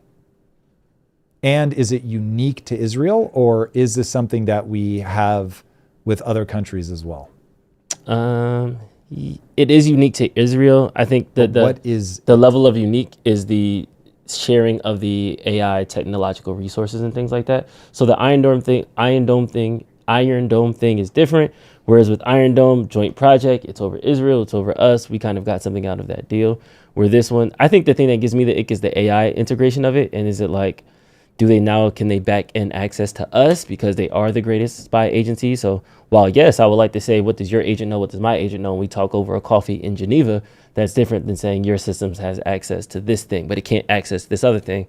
And we all know that's just a permissions problem. So without the details, then I'll comment at a philosophical level. So from first principles, if we have done something that gives them access to things that I don't want them to have access to, that's bad. The mere fact that we are working more closely with an ally who is helping us prosecute the war feels so obvious that you would want to do. So if you look at like World War II history, there was like deep integration between the allies. So I am just reading this as being something along those lines, but probably not anywhere near what it was during World War II, even though we are at war with Iran together. So on that side, it's like, if we want to win, like we need to make sure that there's very low friction so that we can pass information back and forth very quickly, but it needs to be siloed information so that there are things that are for American eyes only, and I'm sure Israel has things that are for Israel's eyes only, and you map that out well, you make sure that you have an easy way to decouple, and I'm perfectly fine with it. So my base assumption is that Trump is not a puppet of Netanyahu, that this is not something where Israel has files on Trump that he doesn't want getting out. And so they're like, we're going to get access to your secret databases. So if somebody reads this as they have something on Trump, they're getting access to secret databases that we would never allow somebody to have, I'd be opposed to that too, if that's true. I just don't have that base assumption. So my base assumption is that we're probably nowhere near the level of integration that we had with allies during World War II, but it's probably on that continuum, because we're at war with a shared enemy. So I don't have any specifics that trip red flags. Gotcha. That makes sense. Your logic chain in that argument. Okay. I think we got it. Until more information comes out with the deal, we'll see how it integrates. Again, this both has to pass the House as well, or the Senate. So it's done on paper. It's not finalized or tied into law or on its way to Trump's desk. I want to jump over to Japan, because the Pokemon thing is hilarious to me. Because to me, I think that this is just the next bubble. I remember when trading cards used to be worth a lot of money, and now there's like 6 trading cards that are worth a lot of money. I think Pokemon is slowly getting toward that spectrum. Pokemon is the only card that matters. So to to give people a background that don't understand what exactly is happening with Pokemon. So Japan is considering putting regulations on the way the Pokemon cards are handled, because what they're being honest about is that Pokemon cards are an asset class. In fact, as an asset class, they are one of, if not the best performing asset classes of the last, 5 or 6 years. I mean, it's just absolutely staggering how much financial growth has been in the Pokemon market. So imagine, kind of like in the crypto boom, there were people that went to the store, bought a pack of cards, ended up pulling something that's now worth hundreds of thousands of dollars. So imagine spending $6 and getting something worth $600,000. So that's the way that these cards work, is some of them are extraordinarily valuable, and the way that they go out into the market is it's just in a box at your local card store. So there is a reality to be faced that these are trading like they're an asset class. They're trading like they're a collectible, meaning a collectible in the way that like NFTs ended up being a collectible. This was the thing about NFTs that completely caught me off guard, is it was people treating them like financial instruments, not collectibles. So when you start really looking at like art, you look at baseball cards, football cards, basketball cards, Pokemon cards, the one that I collect, which I do not collect for financial reasons, but I collect the One Piece trading card game. So it is an utterly fascinating gray area where technically the cards are being made for a game that you can actually play, and the game drives some of the value in that if the card is valuable in the meta, meaning to win in the game you need this card, then that card is more likely to go up in value. And from the game perspective, they try to keep any sort of hot deck shouldn't be more than say $100 or $200 for you to put it together. And so it does come at a cost, but then there's a much bigger pull for the cards, which is people going, I think this is going to go up in value. And so the question becomes, how much should we be regulating? Like, there are people that collect old video games, and they collect them because they have nostalgia for them and they expect them to go up in value. And so should we be regulating things like that, where it's like there is some percentage of the people buying it are buying it because they want to see it go up in value. And Pokemon has just hit such a crazy level that it's pretty hard to deny that this thing has become an asset class. And now what should we be doing? Now, you guys know me, I'm light touch. I don't want to see a ton of regulation fall on the trading card market, but at the same time, I do recognize that it is an asset class. And so there are probably certain regulations that you want to put around it to make sure that the way the distribution of the cards has to fall within certain rules, that the company can't manipulate the supply to try to control prices, that it should just be, here are the published realities of what we put out, and you guys all know. And so that would get rid of a lot of the mystery in the market, because a lot of what happens now is like, is this card ever going to be reprinted? And so that can control value. There was, I think, oh God, now please, you're going to have to take this with a grain of salt. This is directionally correct, but I don't remember the specifics. But it's like, I think Hasbro has been sued because do they do Wizards of the Coast? I think so. They do have Wizards of the Coast. Thank you. Yeah. So Magic the Gathering, there was like all this big rumor that they had a ton of inventory, but they were sitting on it because they were trying to watch the secondary market value of the cards and like control their supply based on how things were out in the market. And so it's blatant market manipulation. So it's like, like you could just pretty easily get rid of all that by saying, this is a published document of the rates that we print our cards. This is exactly how many of them we're going to print. And you just publish it. Now, I'm sure a lot of collectors would hate that idea because there will be less pumping in the market, and it will just sort of be a price list, and people will be like, well, this is how many exist, and so this is what they're worth. And then if somebody starts hoarding them, that might make the price go up, or if people are dumping them, it'll make the price go down, but it would probably control some of the speculation. Now, I would love to see, this is not now me talking as somebody interfacing with the economy. This is just me saying, if you want these things to be valuable in the future, you know what the number one most important thing you could do? Make sure kids can get them. Like, that's really what you want to focus on, because if the next generation can't get a hold of the fucking cards because they're so expensive, then there won't be a next generation of kids that love these cards. And so this stuff won't be valuable into the future. And so Are we talking about cards or are we talking about something else? Legos. well, we can, we're you talking can about Legos. insert virtually anything into there that requires an emotional connection. But the thing that I find really distressing is so often there's a corollary in history and people will ignore it. So let's look at the corollary to this. Manga outsells the Western comic market so grotesquely as to be hilarious. So I don't know if it holds true this year, but it was either last year or the year before. Demon Slayer, one title in Japanese manga outsold the entire Western comic market combined.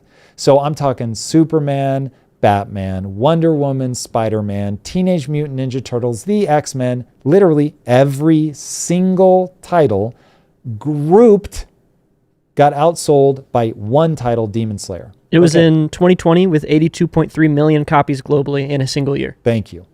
God, I love you as a fact checker. Okay, so you get that setup. Absolutely insane. Now you should ask the question, how did that end up happening? Back in I think it was the 80s, maybe early 90s, they had a conversation. I'll speed run this. In America, in the early 90s, so it must have been the 90s. In the early 90s, you have Image Comics gets formed. So the greatest artists in all of Marvel and DC, they leave, they form their own company because they feel they're being taken advantage of. That creates this massive speculator bubble, and everybody buys millions of their first runs because they think that they're all going to be worth $1 gazillion. And then Image Comics ends up going sort of through this rocky period, and they're missing deadlines and stuff, and the whole thing craters. And everybody realizes, oh, because we were buying millions of copies, they're not scarce, they don't have any value. It's like overprinting cards to make it back to Pokemon. So now, when that crumbles, a ton of businesses fold. And so all these comic book shops, local comic book shops, they go out of business. All the distributors end up folding, and you end up with a single distributor, which is always a terrible idea. So now the comic book shops that do survive, they start panicking, and they say, dear publishers, stop giving us stuff that appeals to kids. We want stuff that's for the audience that we already have. And so the Western comic market starts aging up. And so everybody just, if you were 11 when you started collecting, but now you're 18, we're writing for 18-year-olds. And so now there's nothing that gets kids into the marketplace. Okay, now what I want you guys to hear is that creates a ticking time bomb.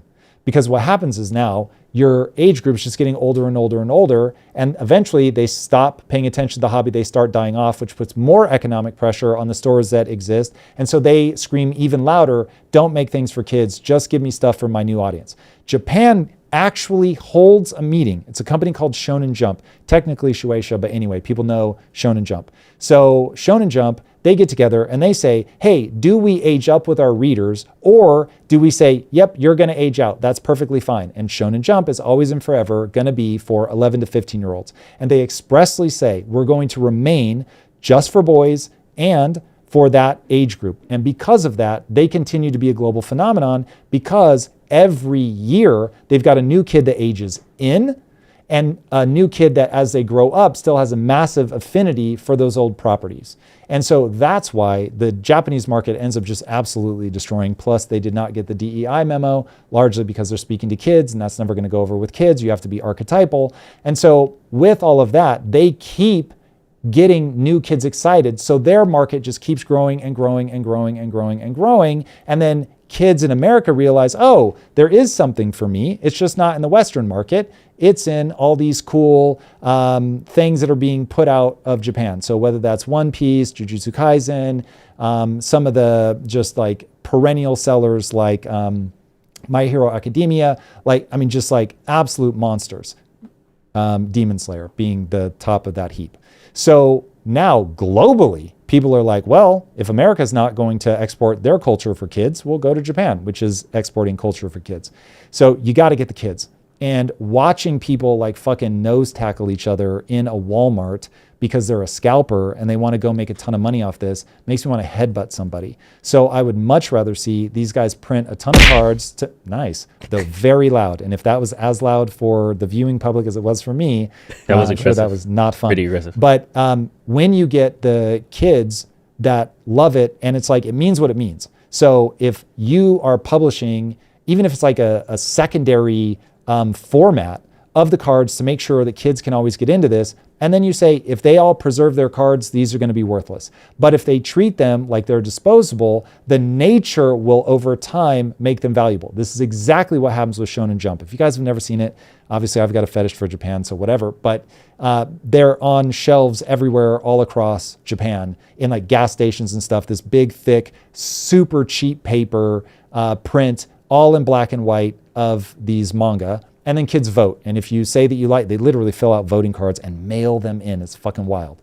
And so all of that meant that people don't think of these books as something you keep. And so they get thrown away. So even though millions of them are produced, very few survive. And so even though they were produced like fucking crazy, they were produced for kids who aren't thinking economics. They're thinking, I love these stories. And so they become valuable over time. And you now find people that will hunt for good condition versions of these very cheap and disposable magazines. And the very fact that they were made for kids, made to be cheap, made to be disposable, is the thing that over time makes them incredibly valuable. And they're taking a totally different approach now because they're treating it like an economic or like a asset category. And so it's just icing kids out. It's going to make it dwindle over time. It makes me very sad because this experiment's already been run. You just explained capitalism. Literally. No, like that's what's happening in America right now. It's skewing older. They're going out, and if you just replace comic books with jobs, that will tell you everything you need to know. Can I give you another example? Mm-hmm. If you place comic books with houses. There it is. Because what you should be doing, Mm-hmm. making these fucking things cheap and available everywhere. Yep. Everybody's got one. But some people will upgrade the shit out of them. They'll pour their heart and soul into it. And now all of a sudden, oh shit, have you seen that one down on that street? Holy hell, that place is dope. That's incredible. I'll pay. I want that better one. I could get the cheap one. That's available. Nobody has to worry about that. But that one's dope. I'm emotionally connected to it. And now it's like, the people that pour their heart and soul into something that was originally considered to be like whatever, it becomes like a thing that actually ends up having value. And so, yeah, make it affordable, make people able to get in, and then value will be created downstream over time by somebody doing something special. In the case of a Shonen Jump magazine, preserving it. Yep. Very interesting. Perfect transition to go into Mamdani On Jon Stewart. I'm curious about your take with this. I watched the whole interview. And your setup was interesting, so I'm curious. Like, how does he embarrass himself? Yeah, no, because I was like the conversation followed logic, and I feel like this is a very good. I feel like me and you had this conversation a couple months ago, but we'll hear it from the horse's mouth. If you go back to some of the Democrats that we most admire, FDR, LaGuardia, you will see a lot of democratic socialist principles in their vision. And if you think about a lot of what we've come to accept as just the facts of life across our country, a lot of it is also still driven by democratic socialist principles. Lies. Now, if today you and I were to introduce the idea of a building that lends out books for free, we would be slandered in the same way that so many new ideas are slandered today, and yet that's the library. And the same thing with the fire department, the same thing with public schools. And it's to say that a lot of politics has been a debate about who deserves what, and I would prefer a politics that debates how we can deliver that to everyone. What's that, motherfucker? If you go back, what is the that? So he is a Maoist. Let us be abundantly clear. We're going to do more deep dives on the DSA in their own words. This guy is a fucking liar. He is misrepresenting the actual truth. And because of that, he's going to put a slick veneer on something that is truly about control. So first of all, he is straw manning the opposite side. And so for that, fuck him. The reality is that why do people like the fire department? Because it's dope to have a public good where the fire department of old was like, you got paid for how many fires you put out. And so when you create that incentive, one, you've got an incentive to start a fire that you can get put out so you can get paid. If you don't think that kind of thing happens, first of all, just read history. And then second, look at what happened. I think it was in India. They were trying to get rid of king cobras. So they offered people, we'll pay you this much for bringing in a dead cobra. So people started actually raising cobras and creating like breeding farms, killing them and then bringing them in to get the money for it. So you create this perverse incentive. So people looked at that and said, oh, we create a weird perverse incentive. So if he thinks he's arguing against Michael Malice and somebody that wants everything to be anarchy, again, as Michael Malice describes it, maybe Malice would recognize himself in the picture that he's painting. I certainly do not. I am not, no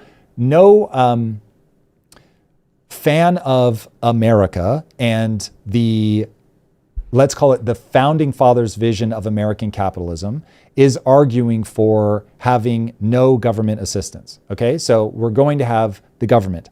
But when he says these are DSA principles, that is bullshit. Mao represents DSA principles, which is we are going to make shit free. The people that are making money are evil. That and I quote, the most likely person to be the 2028 candidate on the Democrat side said there was no way to generate $1 billion in revenue. I can't remember if she's saying revenue or wealth, but either way, there's no way to generate $1 billion without doing something illegal. Fuck right off. Unethical. Perfect.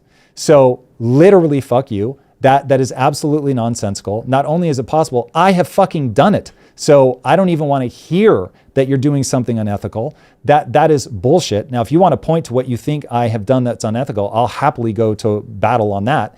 So this is when you talk about the absurd like magic trick that he's trying to pull around saying that a library is exactly the DSA. No, it's not. Look at what Mao did. Mao said, hey, everybody, we're going to do things our way. We're going to get rid of the four olds. We're going to move into a brave new future. I want you all to plant the crops at this time because I know best, just like they're trying to do with rent freezes. You guys are doing bad things in the way that you're trying to charge for rent. It shouldn't be that expensive. I know better than you. So this is what you're going to charge for your rent, not understanding the knock-on effects that it's going to have. That is very different than people going, you know what I think would be dope? If we created a place where really driven young people or old people, whoever the fuck, want to come in and get educated. So we want our people to be educated to high heaven, and we want to create access to that knowledge for free. That's the dopest shit ever.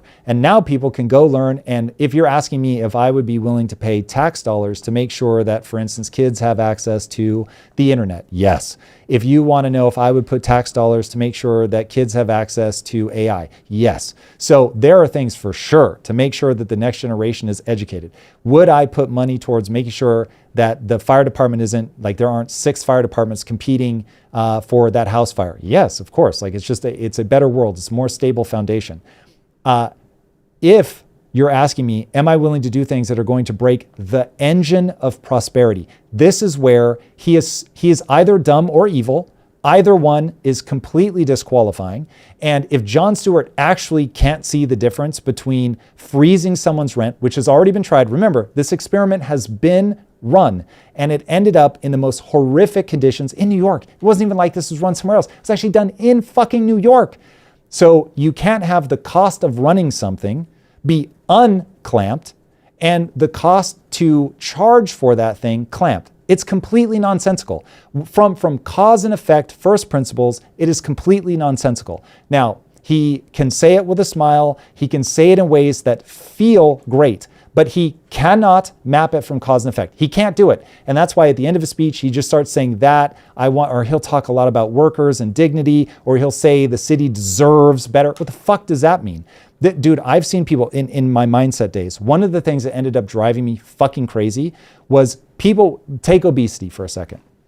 So I would say you're fat because you eat things that are going to make you fat. Plain and simple. It's you don't have a genetic disease. It's not that.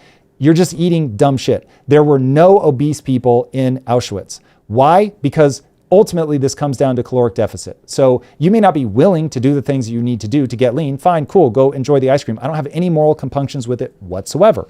But if you're trying to map how we ended up here, it is a very simple, you must do these things if you want to get lean. You may not want to do them, and that's fine.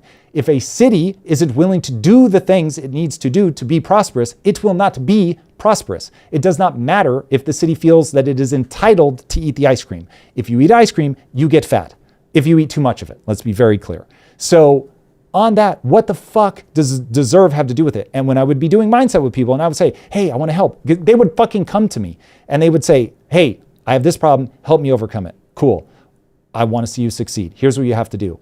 And then they would actually say, and I quote, I deserve this ice cream. What am I supposed to do with that? What do you mean? This is physics. Economies have an engine of prosperity. The reason it's right to think of it as an engine is because engines require physics. There's no magic. to an internal combustion engine. You align things in a certain way, you put certain inputs in, you get certain outputs. If you fail to do that, you break the engine of prosperity, and it doesn't work, and it does not provide the very thing that allows you to tax and do all this stuff for free. Remember the core problem is no one will work for free. The second you show me how people can work for free, then we can have the utopia. But if you can't get people to work for free, you have to use force. Mao tried it, Stalin tried it, Lenin tried it, Pol Pot tried it. It just ends in death. A lot of death, because you have to go kill those people or starve them to death. That's also a fun one that has been done by Mao. And these guys model themselves after Mao. Hassan Piker dressed up like Mao to give a speech. So can we, okay, right. Really quick. Yep. If he would have been like, free libraries, fire department, that is a social service policy, you would have had no beef. The fact that he's labeling that Democratic Socialist policy, DSA policies. The fact that he's trying to smuggle in something that is absolutely a lie. DSA. Yes. The DSA policies are not social safety nets. Okay.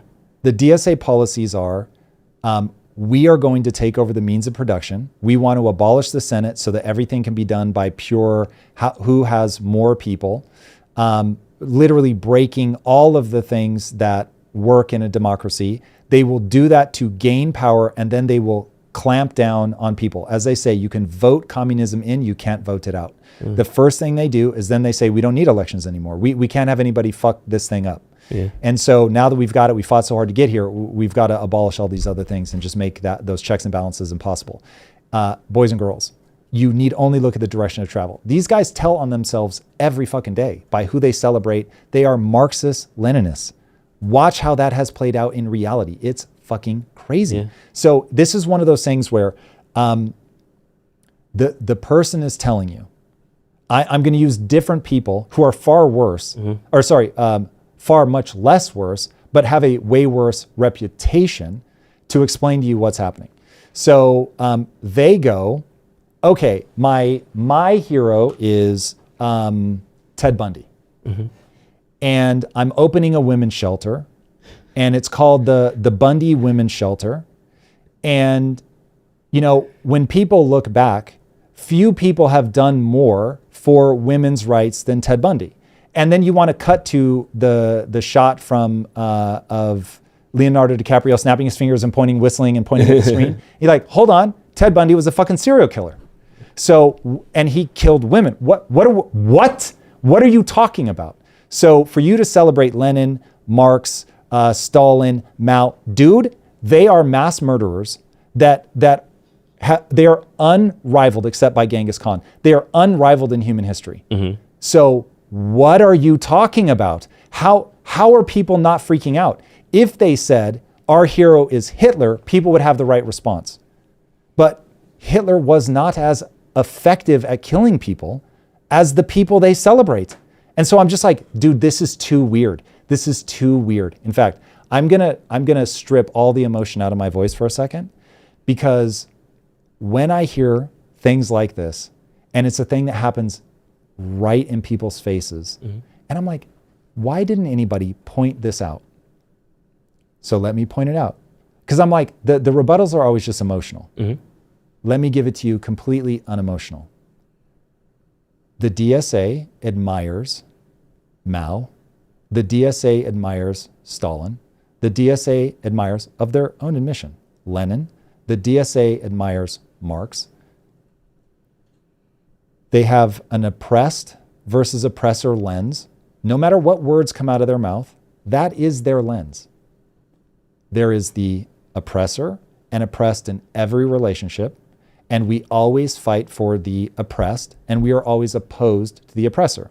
So then you just have to ask, okay, who's the oppressed and who's the oppressor? If you just take America writ large, America is the oppressor, and they will say the marginalized are the oppressed. They tried race for a long time. Now they're moving it to class, and so they just talk about the working man. Remember, the working man never starts these revolts. It is always overproduced elites.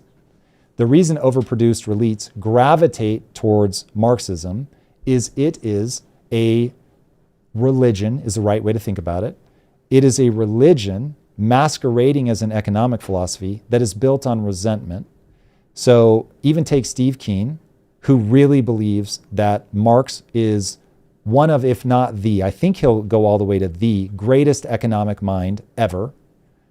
Even he admits, but he had a philosophical conclusion he wanted to reach, and he ended up betraying himself and pushing this thing that reached a political outcome. But if you back up a few steps, right up to where he inserts his philosophy, he actually understood the economy better than most people, at least the economy of that time. Okay, so now you have this religion that didn't stop at the economy, that went to philosophy, that was embraced and deployed by the biggest mass murderers to ever exist, only rivaled by Genghis Khan. I'll always put that caveat so people know I'm literally looking through all of human history.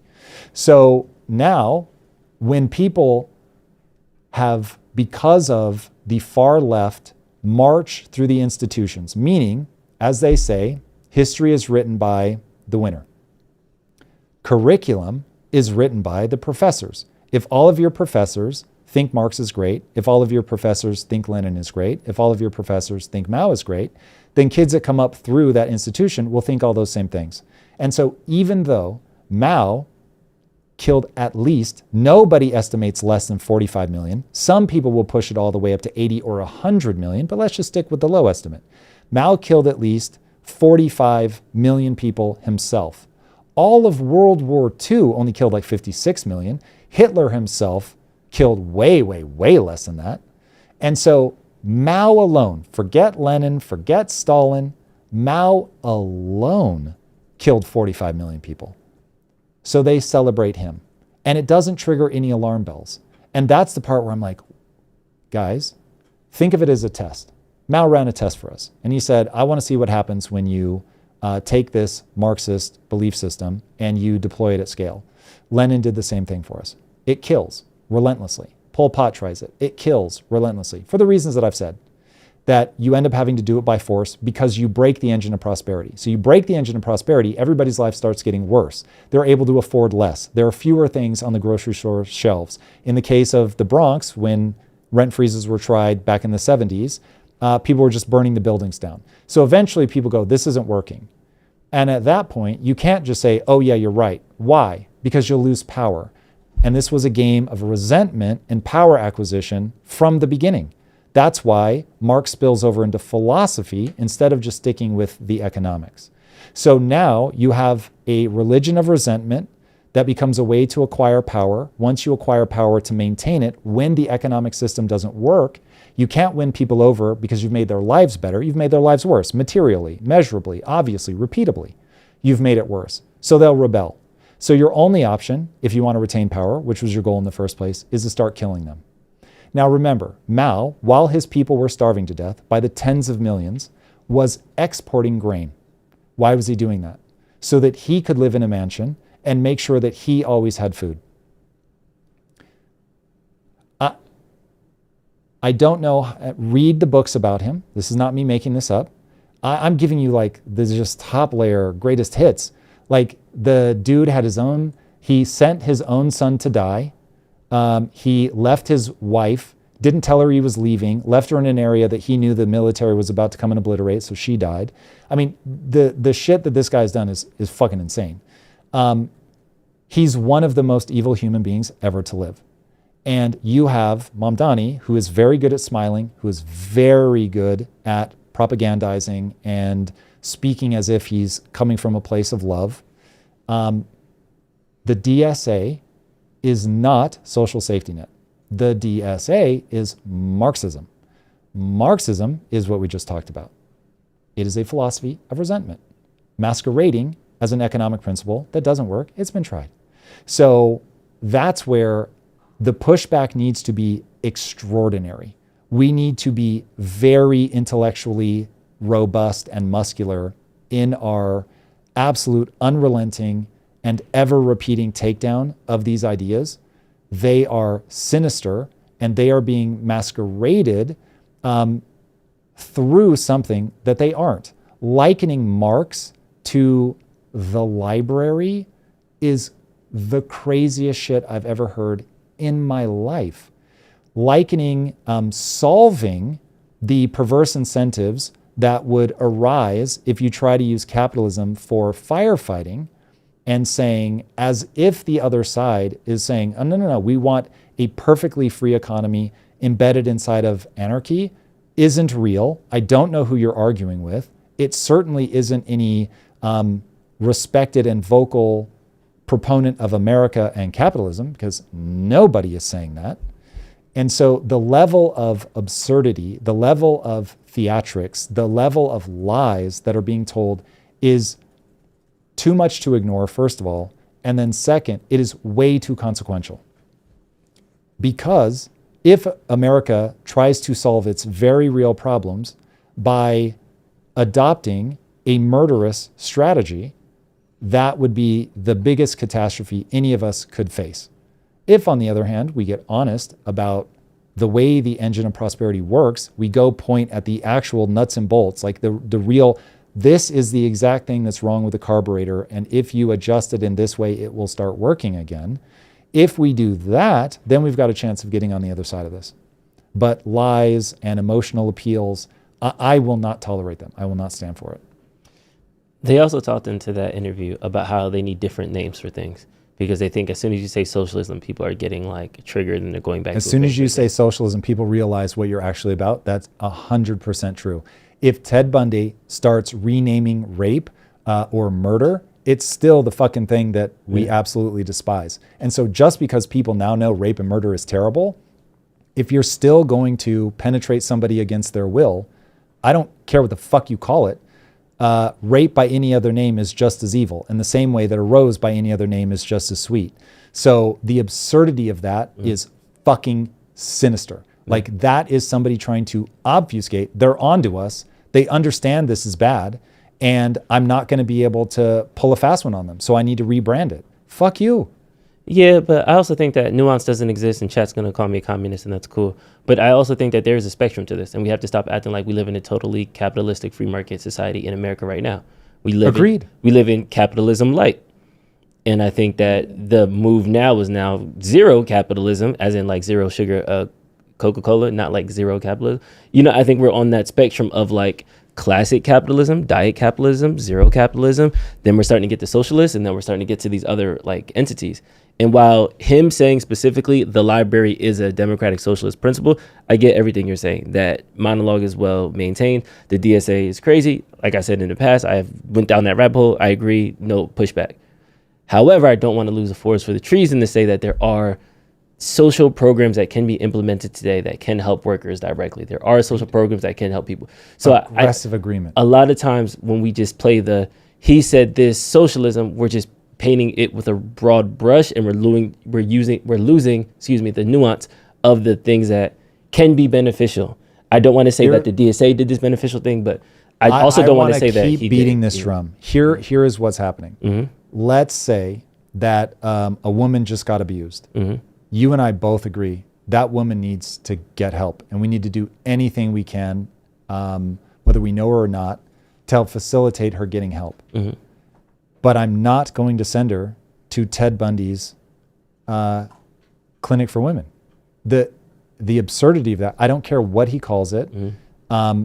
It is, he has said what his principles are. Mm. And he has said, we're going to further traumatize the woman as soon as she gets here. So I'm guys, I read the brochure. Sure, the brochure says nice things, but their charter says what they're actually about. And so the charter and the marketing message are very different. You can go right now and find DSA members who actually say, we're going to have one real policy, and then we're going to tell our candidates to say something else. They say that. So we know it's happening. We know it's part of their policy. You can read, they put out their new policy. It is basically, I haven't done the go through yet, but we'll probably end up covering this. But somebody's done a 1-for-1 read with Mao's policies and the DSA policies, and they're like, these are basically the same thing using different words. So I would not at all be surprised, because everything that I've read about the DSA tells me that that is true. Hearing Hassan, who's like their biggest mouthpiece, and they have defended him time and time again.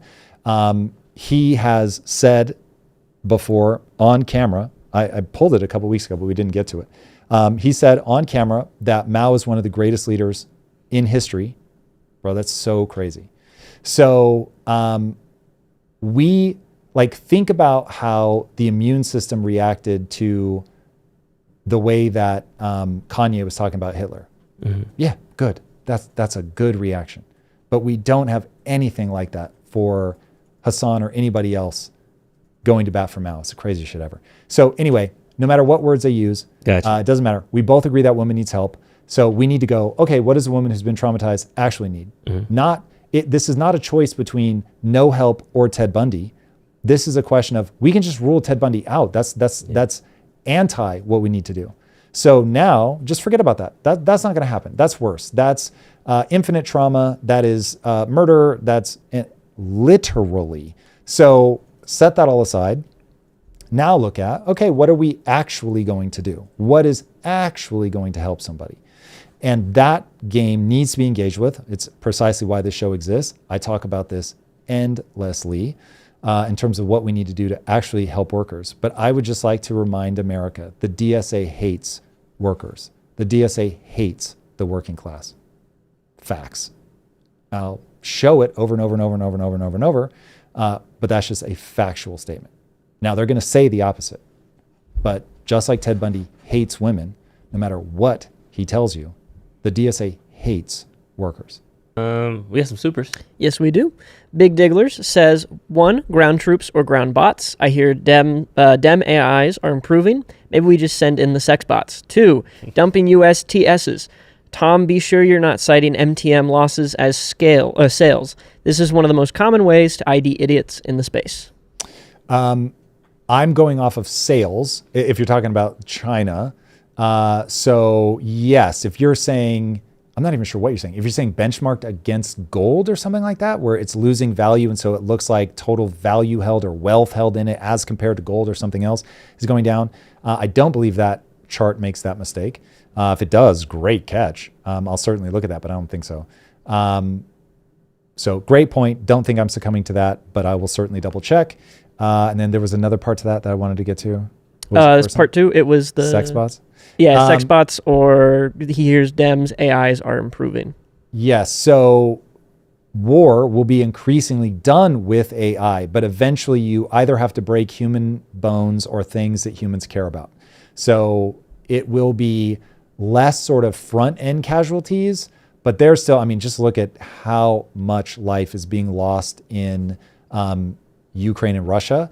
It's like you still end up hurting humans. So it'll be good that some level of this will be done with AI. And trust me, they are deploying AI and weapon systems as fast as they can. But eventually, if no human is getting hurt, nobody cares, behavior doesn't change, you don't get what you want. So unfortunately, people are still going to keep dying, even when it's AI. Sequoia Hall says the Lincoln Douglas debate format is a competitive speaking event that focuses on morality, ethics, and philosophical values. It consists of specific time limits for constructive speeches, cross-examinations, and rebuttals. Yes. So anybody that's done high school or college debate knows that formats help keep the debates sane. The whole debate me bro scene is very much not that. This is just two people going at each other. It feels much more like a blood sport. It's kind of more interesting to watch, if I'm completely honest. It can sometimes be a little maddening. But yeah, I think professional debates will probably always play out that way. But I think, so if you think of like the Oxford debates, those have rules and procedures that have to be abided by. I think those will become much less popular, and they're all going to get supplanted by the blood sport of it all, just because it's more entertaining. Sequoia, you will understand why I'm about to say this, and it doesn't matter that nobody else will. I'm sending you love, brother. I'm sending you love, man. You know precisely why. So hope everything's okay. Love you. So yeah, dig it. There we go. Tiab 4697 says, on Monday, you stated Tyler should get the death penalty. The Navy SEAL that killed Osama bin Laden recently stated in an interview that the premise surrounding the case does not point to Tyler Robinson, but another evil force. So I would never want to see somebody be executed for something they didn't do. So no one should take my opinion. So yeah, like if we're saying I don't think someone should just go, Tom believes it, and therefore we should go act on this. This guy needs to get his day in court. I'm just saying, one, I actually don't remember saying that he should be put to death. I don't have super strong feelings about the death penalty. If he gets put to death, cool, I'm here for it. If he's guilty, obviously. So yeah, I don't consider myself like a table thumping person on that stuff, but yeah. Right now, with the facts that I have seen, I think he's guilty as the day is long and should get whatever punishment the court system decides to give him, as long as it is aggressive. So yeah. But if it is some other evil force, great. Then other evil force needs to be the thing held accountable. Luke Adam Miller says, Tom, Vincent Boconfuso, apologies if I mispronounced, Substack article, the diagnosis comes before the prescription, analyzes Nate Silver's recent DSA constituency data, suggesting a constituency of overproduced elites. I loved your take on Monday. The DSA is overproduced elites. The great irony of part of why Marx ended up being wrong was that workers don't end up revolting. You always have to get an idle elite to do the thing. It's one of those things that plays out. Part of the reason that communism in the 20th century wave failed was no matter how many times they said to the workers, come on, like unite, they didn't. And a big part of the reason is life got worse for them very fast. So even if in the beginning you say, the reason the workers don't do it is they're just too busy. They're being taken advantage of. They can't do it. So we elites must do it on their behalf. Then the workers very quickly, and this is why I say Mamdani hates the workers. Very quickly, the workers' lives get made worse the fastest. So yeah, this is not going to play out well for them. So to build a mental model of what's happening right now in America, you must understand the overproduction of elites. And oh, the great irony that this goes back largely to our prosperity engine, making it such that the government could guarantee loans for anybody to go study any dumb ass thing in college. And then you put them into a left leaning ideological meat grinder that takes otherwise potentially sensible people and makes them Marxist. It's so ever present that they don't even have a way to step outside of that worldview. That's the problem. And so now they're so trapped in left ideology and they just see it as, but this is the world. This is the way that it works. Every one of their teachers from every angle was reinforcing that worldview, even if they were giving different facts. It's just the same worldview over and over and over. So then they come out and they are not as, they're not making as much money as they expected to be. They're not taken as seriously as they expected to be. And they've been taught that they're a victim because they're forced into the oppressed and oppressor narrative. So now the mere fact that they're not able to get the job that they were promised is proof that they're a victim and there is something wrong. And therefore we must bring the revolutionary energy to it. And oh, the great irony that all a revolution looks like is never-ending revolution. Remember, what ended the French Revolution? Bit of history lesson. Everybody at home, say it with me now. A psychotic dictator named Napoleon who goes and says, oh, you guys aren't going to stop killing, so I've got to point you at killing people that's going to be good for us. And they go and kill, 2 or 3 million people all across Europe, stealing their shit. And guess who became the fucking oppressors? Napoleon, man, who took these Robespierre motherfuckers and said, all right, you guys want to kill people? You guys have the taste for blood? Let's go. We're going to go sweep across Europe. These guys have all done bad shit. Let's just take their stuff. Dude, that's so wild. So yeah, the fact that people cannot see the lessons that are screaming out from history to be listened to, that's what's going to happen. You get the whole purity test cycle running, and now it's like they start eating their own. It's going to be hilarious to watch the DSA people begin to attack each other. I didn't pull it, but there is a recent DSA thing where you had a bunch of people say that the DSA is suffering from too much whiteness. Let's go. So yeah, they're going to turn on themselves. That's a fractal. It's cool. It is hilarious. So good luck. Yeah. Anyway, you have to understand overproduction of elites. Big Digglers, and this is the last super chat. Big Digglers says, countries have the strongest of motivations to be coy about their gold holdings without looking like they're being coy. Probability of deception is high, I think. Maybe U.S. has more gold than people think, or not. Hard to see. Man, do I hope that we secretly have way more than we're letting on. You're absolutely right that people have a reason to be deceptive. Nobody wants anybody to know what their actual level of strength is. So yeah, I'm sure that's going to continue for a long time, or their weakness for that matter, which I think unfortunately, my paranoia leads me to believe, given the rate at which the U.S. was selling gold and exporting it effectively to China, was the biggest buyer by a long shot. I doubt that we have more than we're expecting. I do think, though, that we have dramatically undervalued our gold. But again, to value it at the right number would be inflationary. So take that for what it's worth. All right. Thank you guys for the super chats. You guys are amazing. The support is really, really felt, really appreciated. Speaking of people that support this podcast, Humble House. Thank you guys so much. You are incredible. We're so grateful. And if you guys want to take advantage of what are freakishly good sauces that have just the best ingredients, it is so clean. In fact, go to their website, just read the ingredients. It's humblehousefoods.com. Check out the ingredients. They're incredible. And if you decide to get some, get 15% off with code TOM. Shout out to those guys. Yeah, we might need like new samples or something. This is getting bad. I feel bad. How much they're supposed to be like filled. In fact, Drew was like, we probably shouldn't put those on. We're like, no, we're actually eating them. Let people see that we're eating this stuff. Bad, but it's bad that we don't have full samples, but it's good because there's nothing worse than somebody's trying to like pitch something and they haven't touched use it. Yeah. So true. And speaking of people that we're grateful for, Felix and Friends, who we were reacting to today, he runs the GOAT Academy. Check those guys out. I'm very grateful. I don't have any relationship with him. I've never talked to him ever in my life.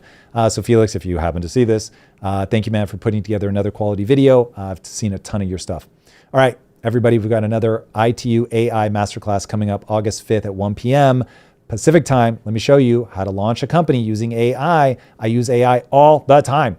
It is so useful. We're living in this narrow gap where people are still afraid. There's all that anxiety. Most people are rejecting it, not using it. I'm telling you, take advantage of this window. I'll show you how to do it for free on August 5th at 1 p.m. All right. Have a great weekend, everybody. We'll see you Monday. Love you. Oh, yeah, we'll see you Monday. Love you. Bye.